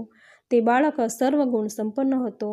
અરણી મંથનથી ઉત્પન્ન થયેલો હોય એ બાળક મિથી અને પિતાના શરીરમાંથી પેદા થયેલો હોય જનક કહેવાયો. આ બેય નામે જગમાં પ્રખ્યાત થયો. આમ આ પ્રમાણે નિમિમાંથી જનક રાજાની ઉત્પત્તિ થઈ. તેણે ગંગા નદીના કિનારે મિથિલા નગરી વસાવી, જે કાળક્રમે ખૂબ પ્રસિદ્ધ થઈ. આ કુળમાં જે રાજાઓ થયા એ જનક નામે ઓળખાયા. આ પરમ જ્ઞાની રાજાઓને વિદેહ પણ કહે છે. નિમિ રાજાની આ ઉત્તમ કથા છે, જેના શાપને કારણે વિદેહ થઈ જવું પડ્યું. રાજા જન્મેજયે કહ્યું, ભગવાન વશિષ્ઠજી એક બ્રાહ્મણ હતા અને રાજાએ તેને પુરોહિત બનાવ્યા. પછી આ રાજાએ મુનિને શાપ શા માટે આપ્યો? નિમિ રાજા વશિષ્ઠજીને બ્રાહ્મણ અને ગુરુ સમજીને ક્ષમા પણ ન આપી શક્યા. વ્યાસજી કહે છે, હે રાજન, અતિ જીતેન્દ્રિય વ્યક્તિ માટે ક્ષમા ખૂબ જ દુર્લભ છે. વશિષ્ઠજી બ્રહ્માજીના પુત્ર અને મહાન તપસ્વી હતા, છતાં પણ તેઓ 3 ગુણોથી પર રહી શક્યા ન હતા. તો પછી પૃથ્વીના માણસોની વળી વાત શી કરવી? તેથી હે રાજન, કાર્યકારણના અહંકારથી જ ત્રિલોકની ઉત્પત્તિ થાય છે અને તેથી મનુષ્ય તેના 3 ગુણોથી મુક્ત રહે. વિદ્યા, તપ અને યોગ અભ્યાસ વિના કામ, ક્રોધ અને દુશ્મનોનો નાશ કરી શકાતો નથી. કામ, ક્રોધ અને વિકાર પેદા થવાનું મૂળ ક્ષેત્ર માનવીનું મન છે. મન જો અંકુશમાં હોય તો વિકાર પેદા થતા નથી. આ કારણે જ નિમિ રાજા વશિષ્ઠને ક્ષમા આપી શક્યા ન હતા. પૂર્વકાળમાં શુક્રાચાર્યે યયાતિ રાજાને વળી શાપ આપ્યો હતો કે તમો અબ ખડી ખરડા થઈ જાઓ. સામે છેડે રાજાએ એ શાપનો સ્વીકાર કરી લીધો અને ઘડપણને મંજૂર કર્યું. આવી રીતે જગતમાં કેટલાક રાજાઓ શાંત માનસ ધરાવતા હોય છે, તો કેટલાક વળી ઉગ્ર અને કઠોર પ્રકૃતિના હોય છે. બધાનો સ્વભાવ વળી એક સરખો હોતો નથી. તેથી અહીં કોઈને દોષ આપવા જેવો નથી. પુરાણકાળમાં અને ભૃગવંશી બ્રાહ્મણો હય કુળના ક્ષત્રિયોના પુરોહિતો હતા. ક્રોધ આવેશમાં આવીને તે ક્ષત્રિયોએ કંઈ પણ વિચાર્યા વિના બ્રહ્મ હત્યાના પાપને અવગણીને ધનના લોભથી બધા બ્રાહ્મણોને મારી નાખ્યા. હવે સાંભળશું ભૃગુવંશી બ્રાહ્મણોનો ક્ષત્રિયો દ્વારા સંહાર. જન્મેજય રાજાએ પૂછ્યું, પિતામહ, જેણે બ્રહ્મ હત્યાની જરાય ચિંતા કર્યા વગર ભૃગુવંશી બ્રાહ્મણોની હત્યા કરી નાખી, વધ કરી નાખ્યા, તે ક્ષત્રિયોમાં બ્રાહ્મણો પ્રત્યે વેરભાવ કેમ પેદા થયો તે કહેવાની અમારી પર કૃપા કરો. આ પ્રકારના જન્મેજયના પ્રશ્નથી વ્યાસજી પ્રસન્ન થઈને કહેવા લાગ્યા. હય વંશમાં અતિ ધાર્મિક અને બળવાન એવા એક રાજા કાર્તવીર્ય નામે થઈ ગયા. તે રાજાને 1000 હાથ હોવાથી સહસ્ત્ર અર્જુન પણ કહેવાયા. તેણે દત્તાત્રેય પાસે મંત્ર દીક્ષા લીધી અને કેટલાક લોકો ભગવાન વિષ્ણુનો અવતાર કહેતા. આ રાજાએ અનેક યજ્ઞો કરી ભૃગુવંશી બ્રાહ્મણોને મોટા પ્રમાણમાં ધન દક્ષિણામાં આપ્યું. સહસ્ત્રાર્જુન અનેક વર્ષો સુધી પૃથ્વી પર રાજ્ય કર્યું. તેના મરણ બાદ હય વંશના અન્ય રાજાઓ એકદમ ગરીબ થઈ ગયા. એકવાર ક્ષત્રિયોને ધનની જરૂર પડી. તેઓ ધન અર્થે ભૃગુવંશી બ્રાહ્મણોની પાસે ગયા. તેણે આજીજી સાથે ધન માંગ્યું, પરંતુ લોભી બ્રાહ્મણોએ એને રાતી પાઈ પણ આપી નહીં. આ હય વંશી ક્ષત્રિયો અમારી પાસેથી ધન ચૂંટવી લેશે તેવા ભયથી કેટલાક બ્રાહ્મણોએ ધનને જમીનમાં દાટી દીધું, કેટલાકે વળી અન્ય સ્થળે સંતાડી દીધું. આમ આવી રીતે લોભ કરતાં કરતાં એ બ્રાહ્મણોના વિચારો ખરાબ થઈ ગયા. તેમના યજમાનોની હાલત અત્યંત ખરાબ જોવા છતાંય કોઈએ ધન આપવાની પહેલ કરી નહીં. તેથી જે ઘણા હય વંશી ક્ષત્રિયો જે ધનના કારણે દુઃખી હતા, તેઓ ભૃગુવંશી બ્રાહ્મણોના આશ્રમ પર ગયા અને ત્યાં જઈને જોયું કે બ્રાહ્મણો તો આશ્રમ છોડીને ચાલ્યા ગયા છે. ત્યારે તે ક્ષત્રિયો જેને ધનની જરૂર હતી, તેઓ ત્યાંની જમીન ખોદવા માંડ્યા. ત્યારે એક વ્યક્તિ જે આ આશ્રમમાં દટાયેલું ધન જોઈ ગયો હતો, તેણે આ બધાને બતાવી દીધું. ધનની લાલસામાં, લોભમાં એ ક્ષત્રિયોએ અન્ય બ્રાહ્મણોના આશ્રમો પણ ખોદી નાખ્યા અને ત્યાંથી ધાર્યા કરતાં ખૂબ ધન મેળવ્યું. હવે એ સમયે જે બ્રાહ્મણો ત્યાં હતા, તેની પણ ક્ષત્રિયોએ બાણોને મારો ચલાવતા ત્યાંથી ભૃગુવંશી બ્રાહ્મણો નાસીને પર્વતની ગુફામાં ગયા. એ પછી હય વંશી ક્ષત્રિયો પર્વતોની ગુફા પર પણ પહોંચ્યા અને ભૃગુવંશનો સંહાર કરવા લાગ્યા. એ ક્ષત્રિયો ધન માટે બ્રાહ્મણોના હત્યારા બન્યા. તેના ભયાનક ત્રાસથી અનેક સ્ત્રીઓના ગર્ભ પડી ગયા અને એના લીધે એક પંખીની જેમ એ સ્ત્રીઓ ઊંડા વલોપાતો કરતી હતી. વ્યાસજી આગળ કહે છે, જ્યારે હય વંશી ક્ષત્રિયોનો ત્રાસ ભાર્ગવવંશી સ્ત્રીઓનો પણ વધી ગયો અને ત્યારે એ બધી ગભરાઈ ગઈ અને હિમાલય પર્વત પર ગઈ. ત્યાં એક નદી કિનારે માટીની મૂર્તિ બનાવી નિરાહાર રહીને ગૌરીની ઉપાસના કરી. ત્યારે દેવી ગૌરી ભૃગુવંશી સ્ત્રીઓના સપનમાં આવ્યા અને બોલી ઉઠ્યા કે તમારામાંથી કોઈ એક સ્ત્રીના સાથળમાંથી એક પુરુષ પેદા થશે. મારા અંશરૂપ એ પુરુષ તમારી સમસ્યાનો અંત લાવશે. ગૌરી પાર્વતી આટલું કહીને અદૃશ્ય થયા. ભૃગુવંશીની સ્ત્રીઓ જાગી. તેને ખૂબ આનંદ થયો. તેમાંની એક સ્ત્રીએ ગર્ભ ધારણ કર્યો, પરંતુ તેને બીક લાગતા તે ભાગી. પણ એક ક્ષત્રિયની નજર પડી જતાં તે પાછળ પડ્યા અને કહેવા લાગ્યા, એને પકડીને પૂરી કરી નાખો, કેમ કે તે ગર્ભવતી હોવા છતાં અહીંથી ભાગી રહી છે. આ શબ્દોની ગર્ભવતી સ્ત્રી સાંભળી ગઈ. ક્ષત્રિયોને જોઈને રડવા લાગી. એ સમયે ગર્ભમાં રહેલા બાળકને જાણ થઈ કે મારી માં રડી રહી છે અને તેની દશા ખૂબ જ દયાજનક છે. તેને કોઈ બચાવનાર અત્યારે રક્ષક પણ નથી. તેથી એ બાળકનો ક્રોધ જાણે સીમાડા વટાવી ગયો. ત્યારે એ બીજા સૂર્યની જેમ ચમકતો માતાના સાથળ ચીરીને બહાર આવ્યો. બાળકે એના તેજથી ચરબીએ ચઢેલા ક્ષત્રિયોનું તેજ ખેંચી લીધું અને પછી એ ક્ષત્રિયોની દશા જન્મથી આંધળા હોય તેવી થઈ ગઈ. ઠેર ઠેર એ બધા ભટકવા લાગ્યા. ત્યારે જેને ભાન થયું કે નક્કી પેલી બ્રાહ્મણ સ્ત્રીને આપણે હેરાન કરી, તેનું ફળ આપણે ભોગવી રહ્યા છીએ. એ સ્ત્રી જરૂરથી કોઈ સતી હોવી જોઈએ. આવો શુભ અને સારો વિચાર આવતા આંધળા અને નિરાશ્રિત થઈ ગયેલા હય વંશના બધા ક્ષત્રિયો પતિવ્રતા બ્રાહ્મણ સ્ત્રીના શરણમાં પહોંચ્યા અને હાથ જોડીને કહેવા લાગ્યા, હે માતે, અમારાથી ભૂલ થઈ ગઈ છે, અમને માફી આપો. આજથી અમે હવે કદી પણ આવા કૃત્યો નહીં કરીએ. હવેથી અમે તમારા વંશ પર શત્રુતા નહીં રાખીએ. ત્યારે એ બ્રાહ્મણ સ્ત્રીએ કહ્યું કે ક્ષત્રિયો, તમારી દ્રષ્ટિ મારી સાથળમાંથી પ્રગટ થયેલા બાળકે હરી લીધી છે. જ્યારે તમે અમારા ભૃગુવંશના નિર્દોષ લોકોને મારતા હતા, ત્યારે આ બાળકે મારામાં પ્રવેશ કર્યો હતો. તે 100 વર્ષથી મારા ગર્ભમાં છે. તેણે 4 વેદ અને 6 શાસ્ત્રોનો અભ્યાસ પૂર્ણ કરેલ છે. આ બાળક ભગવતી જગદંબાની કૃપાથી મળેલ છે. તેથી તમે આ બાળકની પ્રાર્થના કરો. જો એ પ્રસન્ન થશે એટલે તમને તમારી આંખોની જ્યોતિ પાછી મળશે. બ્રાહ્મણ સ્ત્રીની આ મુજબની સાચી વાત સાંભળીને હય ક્ષત્રિયો તે બાળકના ચરણ કમળમાં માથું ઝુકાવીને પ્રાર્થના કરવા લાગ્યા. મુનિકુમારે રાજી થઈને એ તમામ આંધળા ક્ષત્રિયોને કહ્યું કે રાજાઓ, હવે તમે તમારા ઘેર આનંદ મંગળમાં જાઓ. વિધિએ જે લખ્યું છે એ તો થઈને રહેશે, એ ટળવાનું નથી. બ્રાહ્મણને એ બાળકે સૌને ઘેર જવાનું કહ્યું. બધા બ્રાહ્મણ ઘેર ગયા અને તેને જ્યોતિ મળી. હે રાજન, હવે હું તમને હયોની ઉત્પત્તિનો ઇતિહાસ કહું છું, તે સાંભળો. એકવાર ભગવાન વિષ્ણુએ લીલા માત્રથી લક્ષ્મીજીને ઘોડી બનવાનો શાપ આપી દીધો. ભગવાનની દરેક લીલામાં એક રહસ્ય રહેલું છે, જે માત્ર ભગવાન જ જાણે છે. વિષ્ણુએ આ રીતનું પગલું ભર્યું અને મા લક્ષ્મીને ખૂબ દુઃખ થયું, પણ તેઓ પ્રણામ કરી આજ્ઞા લઈ પૃથ્વી પર જવા નીકળી ગયા. પૂર્વકાળમાં સૂર્યના પત્નીએ ખૂબ ઉગ્ર તપ કર્યું હતું. તેને ત્યાં દેવી લક્ષ્મી ઘોડી સ્વરૂપે રહેવા લાગ્યા. ત્યાં રહીને ભગવતી લક્ષ્મી શંકરનું ખૂબ ધ્યાન ધરવા લાગ્યા અને 1000 વર્ષના તપ બાદ ભગવાન શંકર ત્રિનેત્રોવાળા રાજી થયા અને તેણે લક્ષ્મીને સાક્ષાત દર્શન આપ્યા. ભગવાન શંકર તેના ગણ સાથે હતા.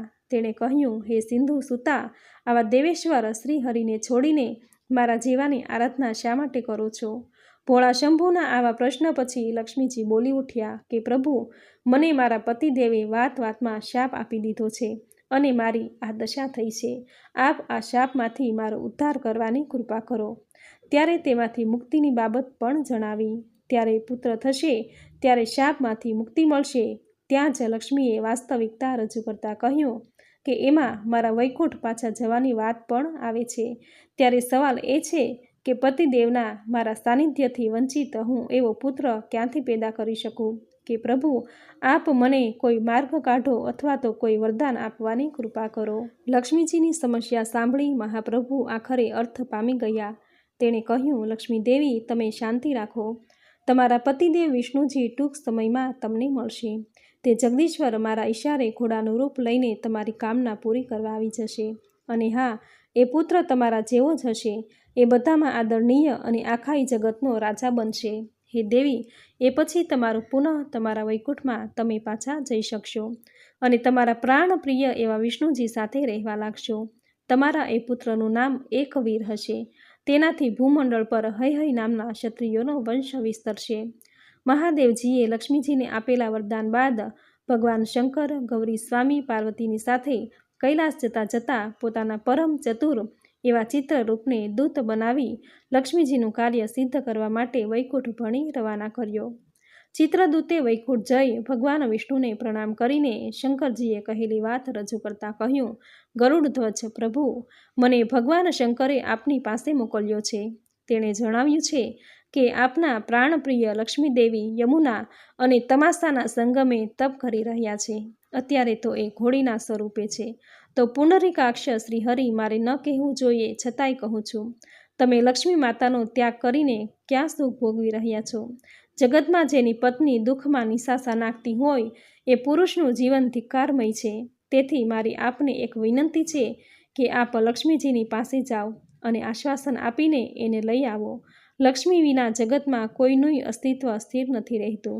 આપ તેથી કૃપા કરીને અશ્વનું રૂપ ધારણ કરીને જાઓ અને પુત્રને ઉત્પન્ન કરીને વૈકુંઠમાં પાછા વેલાસર આવજો. જન્મેજય ચિત્રરૂપની આવી સાચી વાત સાંભળી પ્રભુ પીગળી ગયા અને બોલી ઉઠ્યા કે બહુ સરસ દૂત ચિત્રરૂપ, તારા કહેવા પ્રમાણેનું જ થશે. ચિત્રરૂપ આમ દૂર ગયો કે ભગવાન વિષ્ણુએ સરસ એવા ઘોડાનું રૂપ લીધું અને વૈકુંઠમાંથી નીકળીને જ્યાં મા લક્ષ્મી ઘોડીના રૂપમાં યમુના અને તમસા નદીના કિનારે સંગમ પર લક્ષ્મીજી તપ કરી રહ્યા હતા ત્યાં પહોંચી ગયા. ઘોડી રૂપે લક્ષ્મીજી વિષ્ણુને ઘોડા રૂપે ઓળખી ગયા અને પછી બંનેનું અરસપરસ મિલન થયું. ઘોડીના સ્વરૂપે જ લક્ષ્મીજી સગર્ભા બન્યા. અદ્ભુત અને ગુણવાન પુત્રને એણે જન્મ આપ્યો. એટલે ભગવાન વિષ્ણુએ કહ્યું કે દેવી, હવે આ વાત છોડી અને પહેલાં જેવા સુંદર દેહ ધારણ કરી લો. તમારાથી જન્મેલ આ બાળક અહીં જ રહેશે. ત્યારે લક્ષ્મીજીએ વિષ્ણુને કહ્યું કે નાથ, આ પુત્ર બિલકુલ તમારા જ જેવો છે. તેને અહીં રાખવા કરતાં આપણી સાથે લઈ લો. તે મને ખૂબ પ્રિય છે. શ્રી હરિએ ના પાડતા, દેવી, તમને આ પુત્ર ખૂબ વહાલો છે. એ બનવા જોગ છે. પણ હું અત્યારે કહું છું એ પ્રમાણે પૃથ્વી પર યયાતિ વંશના તુર્વસુ નામના એક રાજા છે. તેના પિતાએ તેનું નામ હરિવર્મા રાખેલ છે. અત્યારે એ રાજા પુત્ર માટે પવિત્ર તીર્થ સ્થાને તપ કરી રહ્યો છે. તે હરિવર્મા માટે આ પુત્ર પેદા કર્યો છે. આપણે એ રાજા પાસે જઈને આ વાત જણાવીએ અને એને આ પુત્ર લઈ જવા માટે જણાવીએ. તેઓ આ પુત્ર તેના ઘરે લઈ જશે. વિષ્ણુજીએ લક્ષ્મીજીને કહ્યું અને મા લક્ષ્મી માની ગયા. વિમાન જોતા જોતામાં જ્યાં રાજા તપ કરી રહ્યા હતા ત્યાં આવી પહોંચ્યા. ભગવાન વિષ્ણુ અને લક્ષ્મીજીનું આગમન થવાનું જાણીને રાજા ખૂબ આનંદ થયો અને નમસ્કાર કર્યા. ત્યારે ભગવાન શ્રીધર શ્રી હરિ વિષ્ણુએ કહ્યું, રાજન, તમારી તપસ્યાથી હું રાજી થયો છું. તમારી ઈચ્છા મુજબનું વરદાન આપું છું, તેનો સ્વીકાર કરો. રાજાને જાણે વિષ્ણુની વાત સાંભળતા જ એક આનંદ છલકી પડ્યો. ભગવાન વિષ્ણુના ચરણોમાં પોતાનું માથું નમાવીને બોલી ઉઠ્યા, મુરારી, મુરારી, મેં આ પુત્ર માટે તપ કર્યું છે. આપ બસ આપના જેવો જ પુત્ર મને આપો. મારે આટલું જ વરદાન આપની પાસેથી જોઈએ છે. ભગવાન વિષ્ણુના મોં પર આનંદનો ઉછાળો ફરી વળ્યો. તેણે કહ્યું, રાજન, તમે યમુના અને તમસા નદીના સંગમ સ્થળે અબ ઘડી પહોંચી જાઓ. જ્યાં તમે ઈચ્છો છો એવા મારા જેવો જ પુત્ર મેં તમારા માટે તૈયાર રાખ્યો છે. એ રાજન, આ પુત્રમાં અપાર બળ છે અને તમો નહીં માનો પણ ખુદ લક્ષ્મીજી જ એના માતા છે. એનો ત્યાં જઈને સ્વીકાર કરો. ત્યાં તો યયાતિ નંદન રાજા હરિવર્મા એક રથ પર સવાર થયા. મનમાં મીઠી કલ્પના કરતા તમસા અને યમુના સંગમે આવ્યા. ત્યાં એક બાળક અંગૂઠો ચૂસતો કામદેવના અવતાર સમા સુંદર જોયો. રાજા હરિવર્મા હરખાયા. ભગવાન વિષ્ણુના વંદન કરતા કરતા હર્ષના 4 આંસુ તેની આંખોમાંથી વહી ગયા. પુત્રને લઈને ઘેર આવ્યા, રાણીને આપ્યો. રાણી સરસ મજાનો પુત્ર જોતાં જ નવાઈ પામ્યા અને પૂછી બેઠા કે આ કોનો પુત્ર છે. એનો સવાલ પૂછતા રાજા બોલી ઉઠ્યા કે પ્રિયે, આ પુત્ર ભગવાન વિષ્ણુ પાસેથી મને મળ્યો છે અને એની જનેતા માતા સાક્ષાત લક્ષ્મીજી છે. આટલી વાત સાંભળતા જ રાણી ખૂબ રાજી થયા. એ પુત્રની ખુશીના લીધે નગરમાં એક ઉત્સવ ઉજવ્યો. એ પ્રસંગે તેણે ઉદાર હાથે દાન આપ્યું અને પુત્રનું એક વીર નામ પાડ્યું. વ્યાસજી કહે છે, હે રાજન, આ પછી રાજા હરિવર્માએ એ બાળકના જાત કર્મના સંસ્કાર અને લાલન પાલનની બધી જવાબદારી ઉપાડી લીધી. 6ઠા મહિને વળી અન્નપ્રાશન અને 3જા વર્ષે મુંડન સંસ્કાર પણ કર્યા. દરેક વખતે રાજાએ યથાશક્તિ દાન કર્યું. બ્રાહ્મણોનું પૂજન અને ગાયોનું દાન કર્યું. 11મા વર્ષે યજ્ઞોપવિત અને ધનુવિદ્યાના શિક્ષણની પણ વ્યવસ્થા કરી. સમય જતાં હરિવર્માએ પોતાના આ પુત્રનો રાજ્યાભિષેક કરવાનો નિર્ણય લીધો. આ પ્રસંગે ધાર્મિક વિધિ, બ્રાહ્મણોને દાન વગેરે કરીને પુત્રનો રાજ્યાભિષેક કરવામાં આવ્યો. એ પછી રાજા હરિવર્મા અને રાણી 2 જણા વનમાં ચાલ્યા ગયા અને વૃક્ષના પાંદડા ફળાહાર કરીને ભગવાન શંકરને પ્રસન્ન કરવાના પ્રયાસમાં લાગી ગયા.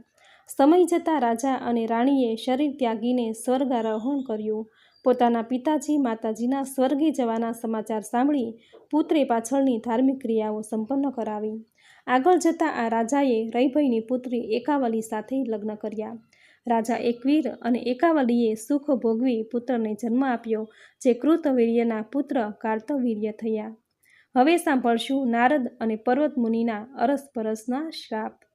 જન્મેજયે પૂછ્યું, ભગવાન વ્યાસજી, તમે અમારામાં જાગેલી આ શંકાનું નિવારણ કરો કે મોટા મોટા દેવોને પણ શા માટે મોહ થાય છે? તેને વળી મોહ પેદા થવાનું શું કારણ હશે? વ્યાસજી કહે છે, હે રાજન, એ સમયે મેં નારદને આ મુજબનું પૂછ્યું હતું. ત્યારે તેણે મને જણાવેલું કે આ સંસારમાં રહેનારું કોઈ પણ પ્રાણી મોહથી પર રહી શકતું નથી. મોટા મોટા દેવો, મુનિઓ અને ઋષિઓ પણ આ ચક્કરમાં પડી ચૂક્યા છે અને તેમાં ફસાઈને જગતના ફેરા ફરતા રહે છે. વ્યાસજી, હું મોહવશ સ્ત્રી મેળવવાના એક ચક્કરમાં આવી ગયો છું. એ કહું છું, એકવાર હું અને પર્વત મુનિ ભારતભરની યાત્રા કરવા સ્વર્ગમાંથી પૃથ્વી પર આવ્યા. અમે બંનેએ ત્યારે એવી પ્રતિજ્ઞા કરી કે જ્યારે જે સમયે એકબીજાને જે વિચાર આવે તે એકબીજાને જણાવી દેવો. ભાવ પવિત્ર હોય કે અપવિત્ર, પણ સંતાડ્યા વિના જ એને જણાવી નાખવો. તો અમોએ પ્રતિજ્ઞા કરી અને વર્ષા ઋતુ વેળા પૃથ્વી પર ભ્રમણ કરતા હતા. ત્યારે અમે સંજય રાજાના એક સરસ નગરમાં રોકાઈ ગયા. તે રાજાને દમયંતી નામની એક સ્વરૂપવાન પુત્રી હતી. રાજાની આજ્ઞાથી તે કન્યા અમારી સેવામાં જ હાજર રહેતી હતી. ત્યારે અમે બંને રાજા સંજયના મહેલમાં સારી રીતે તેની સેવા પામી રહ્યા હતા.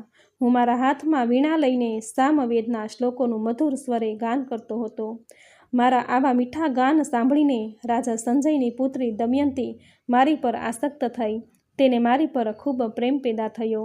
આવી સ્થિતિનું સર્જન થતાં મારું મન પણ એ કન્યા ભણી ખેંચાણ અનુભવવા લાગ્યું અને સામે છેડે રાજકુમારી પણ મને આપવાની વસ્તુમાં અને સેવામાં વહાલા દવલાની નીતિ અપનાવવા લાગી. તેની જાણ પર્વત મુનિને થઈ જતાં તેણે એકાંતમાં આ બાબતમાં પૂછ્યું કે નારદ, તમે સાચી વાત જણાવો કે આમાં સત્ય શું છે?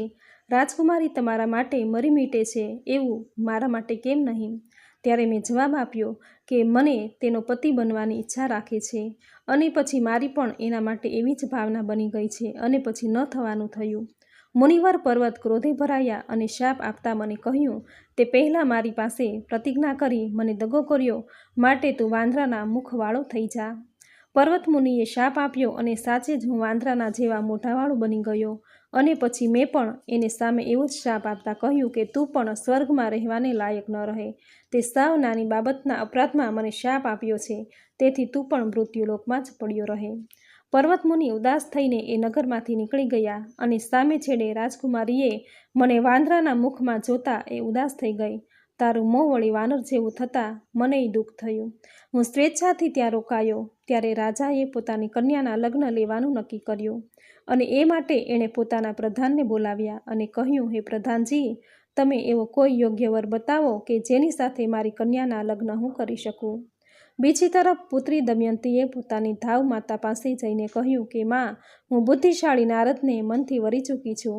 તેણે વીણાના તાલ છેડ્યા છે, સુમધુર ગીત છેડ્યું છે અને એનાથી હું મોહિત થઈ ગઈ છું. તેથી મારું મન અન્ય કોઈ પુરુષ સાથે લગ્ન કરવા નથી ઈચ્છતું. ધાવ દ્વારા કહેવામાં આવેલી પુત્રીની વાતથી રાજાએ તેની અન્ય રાણી કૈકેયીને બોલાવીને કહ્યું કે પ્રિયે, જેનું મોઢું વાંદરા જેવું છે એવા નારદને વળી આપણી કન્યા કેવી રીતે આપી શકાય?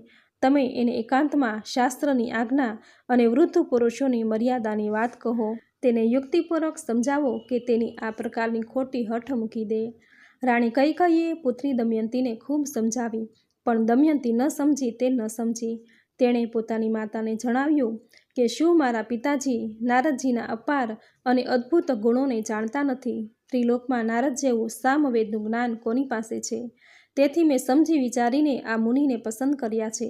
વાંદરા જેવું એનું મુખ હમણાં હાલનું પરિણામ છે અને આવું મુખ થવાની પાછળ શાપ રહેલો છે અને એને મારા લીધે જ મળ્યો છે. પુત્રીની વાત રાજા અને રાણીએ જાણી અને એના વિવાહ સમય થતાં શુભ ચોઘડિયામાં નારદની સાથે સંપન્ન થયા. આ પછી લગ્ન થતાં જ નારદ ત્યાં રહેવા લાગ્યા. પણ રાજકુમારી દમયંતી જ્યારે જ્યારે મારી સેવા માટે મારી પાસે આવતી ત્યારે એ સદાય દુઃખી દુઃખી જણાતી. આમ સમય પસાર થતો હતો. એક દિવસ પર્વત મુનિ અમારા ઘેર પધાર્યા અને મને દમયંતીને એક સાથે જોઈ એમને ખૂબ દુઃખ થયું, કારણ કે મારી સ્થિતિ દયાપાત્ર હતી. હું પર્વત મુનિનો મામો થતો હતો અને મામાને આ રીતે દુઃખી જોઈને તેણે કહ્યું, હે મુનિ નારદ, તમને ક્રોધમાં આવીને શાપ આપી દીધો, પણ આજથી તમને એ શાપમાંથી મુક્તિ આપું છું. તમે મારા પુણ્યના પ્રભાવથી ફરી પાછા હતા તેવા રૂપાળા થઈ જાઓ. મુનિવર પર્વતની વાત સાંભળીને મારું મન પણ નમ્રતા અને કૃતજ્ઞતા વડે છલકાઈ ગયું. મેં પણ મારો શાપ હતો એને પાછો ખેંચી લીધો અને આપેલો શાપ પાછો ખેંચતા હું ફરીવાર રૂપાળો બની ગયો. તેથી રાજકુમારીને ભારે આનંદ થયો. પોતાના જમાઈ હવે એકદમ સરસ બની ગયા છે. આ વાત રાણી કૈકેયીએ રાજાને કહી અને પછી સઘળે આનંદ આનંદ ફેલાઈ ગયો. હવે સાંભળશું નારદ મુનિ સ્ત્રી રૂપે. નારદજી કહે છે, હે મુનિવર, એકવાર અદ્ભુત કર્મ કરનારા ભગવાન વિષ્ણુના દર્શનની મને ઈચ્છા થતાં જ હું સ્વર્ગમાંથી નીકળી પડ્યો. મનોહર વીણા વગાડતો વગાડતો મનોહર શ્વેત દ્વીપમાં જઈને ઊભો. ત્યાં મને વિષ્ણુજી અને દેવી લક્ષ્મીના દર્શન થયા. પરંતુ મને જોતાં જ લક્ષ્મીજી વિષ્ણુજી પાસેથી ખસીને ક્યાંક ચાલ્યા ગયા. મેં જોયું, મને નવાઈ લાગી. મનમાં પ્રશ્ન ઊભો થયો કે આવું કેમ? તેથી મેં ભગવાન વિષ્ણુને આ અંગે સવાલ પૂછ્યો કે પ્રભુ, આવું કેમ? મને જોઈને દેવી લક્ષ્મીજી તમારા પાસેથી શા માટે ચાલ્યા ગયા? હે હરિહર, હું એક તપસ્વી છું અને મારી તમામ ઇન્દ્રિયો મારા અંકુશમાં છે. મેં ક્રોધ પર અંકુશ મેળવ્યો છે અને માયારૂપી વળગણ મારી સમીપ ફરકી શકે તેમ નથી. મારા શબ્દોમાં વળી ભારોભાર અહંકાર ટપકતો હતો. તેથી ભગવાન વિષ્ણુ હસ્યા. તેણે કહ્યું, નારદ, હું પણ માયા પર વિજય મેળવી ચૂક્યો છું. મારી આગળ વાત કરી તે કહી, પણ હવે કોઈની સાથે આગળ આવી વાત કરવી નહીં, કારણ કે શનકાદિક જેવા મુનિઓ પણ માયાને જીતી શક્યા નથી. ત્યારે તમારી કે અન્ય કોઈની વળી તાકાત કેટલી? કામ પણ માયાનું જ એક રૂપ છે. કામ વાસના તો વળી ધર્માત્મા પુરુષના મનમાં જીવનમાં ક્ષોભ અને વ્યાકુળતા પેદા કરે છે. નારદજીએ રમાપતિને ત્યારે સવાલ કર્યો કે પ્રભુ, માયાનું સ્વરૂપ કહો, એની આકૃતિ અને શક્તિનું માપ કહો, રૂપ કહો, એ ક્યાં રહે છે, એ કોના આધારે રહે છે એ જણાવો. મારે એને જોવાની જાણવાની ખૂબ ઈચ્છા છે. પ્રભુ હસ્યા, બોલ્યા, નારદ, તારી ઈચ્છાને હું પાર પાડીશ. તારે જોવી હોય તો મારા ગરુડની પાછળ સ્થાન લઈ લે. હું તને એ દર્શાવું કે માયા એ શું વસ્તુ છે. નારદજી બેઠા અને ગરુડ ઉડ્યું. થોડી વારમાં ભગવાન અને નારદ 2 જણા કનોજ નગરમાં આવ્યા, જે કાન્યકુબ્જના નામે ઓળખાતું હતું. ગામની પાદરે આવેલા સરોવરને જોતાં જ પ્રભુએ કહ્યું, પહેલાં અમે અહીં સ્નાન કરીશું અને એ પછી આપણે નગરમાં પ્રવેશ કરીશું. નારદે પોતાની વીણા એક તરફ મૂકી જળમાં ડૂબકી લગાવી અને ચમત્કાર થયો. ત્યારે ભગવાને નારદજીની વીણા અને મૃગચર્મ પોતાની પાસે લઈ લીધા. હું જળમાંથી બહાર નીકળ્યો, પુરુષમાંથી સ્વરૂપવાન સ્ત્રી બની ગઈ અને ભગવાન વિષ્ણુ વીણા તથા મૃગચર્મ લઈને આકાશ ભણી જઈ રહ્યા હતા. હું એ વખતે પુરુષમાંથી સ્ત્રી બન્યો અને સરસ મજાના વસ્ત્રો તથા આભૂષણો પહેરીને આમ તેમ ટહેલવા લાગ્યો. એટલું જ નહીં, એક ક્ષણે મારા પૂર્વે શરીરની સ્મૃતિઓ ચાલી ગઈ હતી. હું સરોવર કિનારે સમય પસાર કરતો હતો, ત્યારે દેખાવે કામદેવ એવા જ તાલધ્વજ નામના રાજા આવી ગયા. પાસે આવીને એણે મને પૂછ્યું, હે કલ્યાણી, તું કોણ છે? કયા દેવનો તું પુત્ર છે? તારા મનમાં શું વિચાર ચાલી રહ્યો છે? તું મારા જેવા શ્રેષ્ઠ પતિને મેળવીને મારા સહયોગથી શ્રેષ્ઠ સૌભાગ ભોગવી શકે છે, મન વાંછિત ભોગ પણ લઈ શકે છે. ત્યારે નારદજી કહે છે, હે રાજન, તમે ધર્માત્મા પુરુષ છો. હું આપને આધીન છું. મારે કોઈ નથી, ન માતા ન પિતા, વળી રહેવા માટે કોઈ વ્યવસ્થિત સ્થાન સ્થળ પણ નથી. મારા શબ્દોની જાણે એક અસર થઈ તે રાજા ત્વાલધજે એક પાલખી મંગાવી. મને એમાં બેસવા કહેતા મેં તેમ કર્યું અને હું ઉપડી એમને ઘેર પહોંચી. શુભ મુહૂર્તે એણે મારી સાથે અગ્નિની સાક્ષી માની લગ્ન કર્યા. મારું એક નામ આપ્યું, સૌભાગ્ય સુંદરી. એ પછી એ તાલધ્વજ રાજા એના રાજ્યનો સઘળો કારભાર છોડીને બધોય સમય મારી સાથે ક્રીડા કરવામાં ગાળવા લાગ્યો. હું પણ રાજાના પ્રેમ બંધનમાં સંપૂર્ણ રીતે બંધાઈ ચૂકી. આવી કામ ક્રીડામાં આજકાલ કરતાં 12 જેટલા વર્ષ પસાર થવા આવ્યા. મેં રાજાના સંપર્કમાં રહીને 12 જેટલા પુત્રોને જન્મ આપ્યો. હું બાળકોના લાલન પાલનમાં જ પરોવાયેલી રહી. સમય થતાં બાળકોના લગ્ન સંપન્ન કરવામાં આવ્યા અને પછી ઘરમાં વહુઓ આવી. એને વળી પાછા પુત્રો થયા. વહુઓ, બાળકો, એનું લાલન પાલન અને અનેક નાની મોટી ભાજંગળો ચાલી. સામાન્ય રીતે આવી જ્યારે પરિસ્થિતિ હોય ત્યારે માણસ ઘણું બધું ભૂલી જતો હોય છે. નારદજીની આ દશા થઈ. પૂર્વ શરીરની જે યાદો હતી એ ભૂલાઈ ગઈ. મગજમાં જે શાસ્ત્રોનું જ્ઞાન હતું એ વિખેરાઈ ગયું. સામે છેડે મનમાં માયા ખદબદતી હોય સતત લાગ્યા કરતું હતું કે હું શ્રેષ્ઠ આચરણવાળી એક પતિવ્રતા સ્ત્રી છું, રાણી છું, અનેક પુત્રોની માતા અને સંસારમાં વળી મારું જીવન ધન્ય કહી શકું એમ છું. એક સારા સમયમાં એકવાર ઓટ આવી ગઈ. મારા પતિના દુશ્મન એવા રાજાએ અમારા નગર પર આક્રમણ કર્યું. તેણે રણભૂમિ પર મારા પુત્રો તથા પૌત્રોને મોત ભેગા ભેળવી દીધા.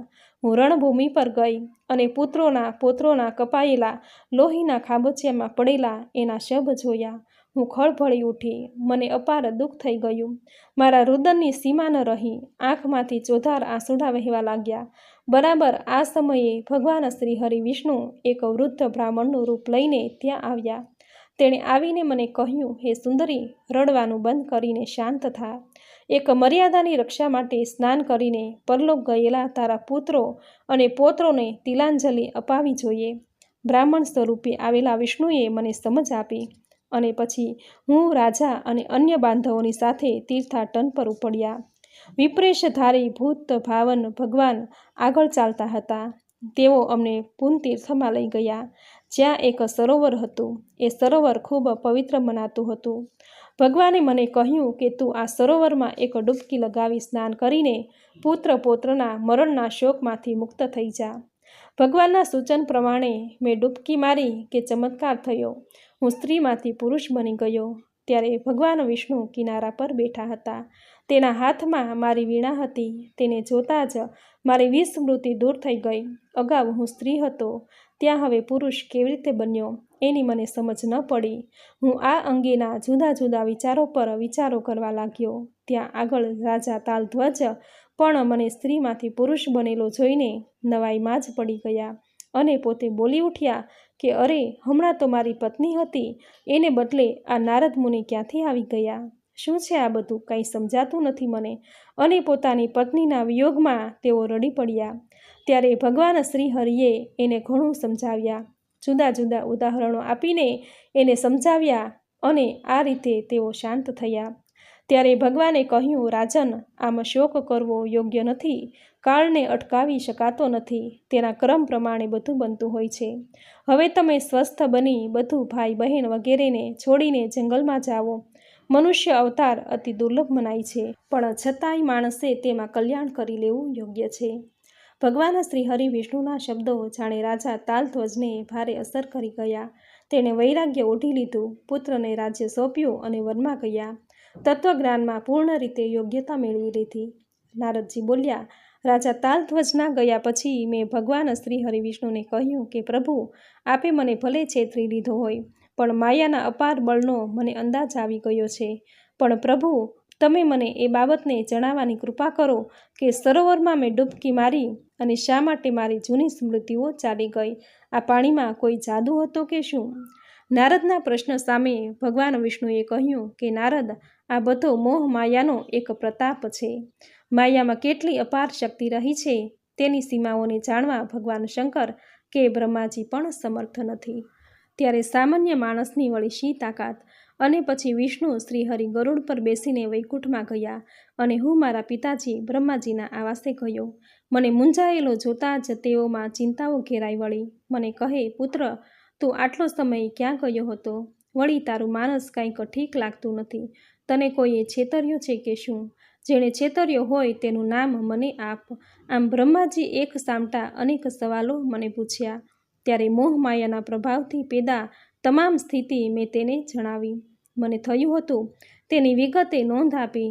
ત્યારે પિતાજીએ મને કહ્યું, હે નારદ, અપાર શક્તિવાળી એવી મહામાયાને જીતવી સરળ નથી. મોટા ભાગના આમાં નિષ્ફળ નીવડ્યા છે. માટે તું એ બાબતે શોક કરીશ નહીં. વ્યાસજી કહે છે, હે રાજન, આ પ્રમાણેનો મને બોધ આપીને નારદજી ચાલ્યા ગયા. તેણે કહેલી વાતો પર વિચારો કરતો હું સરસ્વતી નદીના પવિત્ર કાંઠે આવ્યો અને સમય જતાં અને વિચારોના અંતે મેં તે સમયે શ્રીમદ દેવી ભાગવતની રચના કરી. હે રાજન, આ શ્રેષ્ઠ પુરાણ સર્વે ઊભા થતા સંશયોનો અંત લાવનારું અને આખ્યાનો તથા વેદના પ્રમાણોથી યુક્ત છે. માયાને પોતાની સખી રૂપે સ્વીકારીને ભગવતી દેવી પરમેશ્વરી હંમેશા તેની સાથે જ રાખે છે. તેથી સચ્ચિદાનંદ વિગ્રહ ધારણ કરવાવાળી તે ભગવતી માયેશ્વરી કહેવાય છે. તેના ધ્યાન, પૂજન, નમસ્કાર અને જપમાં હંમેશા તત્પર રહેવું જોઈએ. તેઓ દયાળુ હોવાથી તેના ઉપાસકને માયા રહિત બનાવી દે છે. તેથી માયાના ગુણોથી નિવૃત્ત થવા માટે પ્રસન્નતાથી મા ભગવતીની ઉપાસના કરવી જોઈએ. આ પ્રમાણે દેવી ભાગવત પુરાણનો અધ્યાય 6 અહીં પૂર્ણ થયો. બોલો મા ભગવતીની જય, બોલો મા નવદુર્ગાની જય. તો મિત્રો, આપણે સાંભળ્યો દેવી ભાગવત પુરાણનો અધ્યાય 6. નવરાત્રિના આ 9 દિવસમાં નવદુર્ગાની પૂજા આરાધના કરાય છે. મા દુર્ગા એ દુર્ગુણ નાશિની છે. મા દુર્ગાની પૂજા આરાધના કરવાથી, દેવી ભાગવત પુરાણના પાઠ કરવાથી કઠિનમાં કઠિન કાર્ય હોય તો તે પણ સરળ બની જાય છે. જીવનમાં ભક્તિ અને મુક્તિ મળે છે. સુખ, શાંતિ, યશ, કીર્તિ, ધન, વૈભવ, સંતતિ અને સંપત્તિની પ્રાપ્તિ થાય છે. મિત્રો, નવરાત્રિના 9 દિવસ મા ભગવતીને પ્રસન્ન કરવા તમે જો પૂજા આરાધના કે કંઈ ન કરી શકો તો દેવી પુરાણનો પાઠ જરૂર કરવો જોઈએ.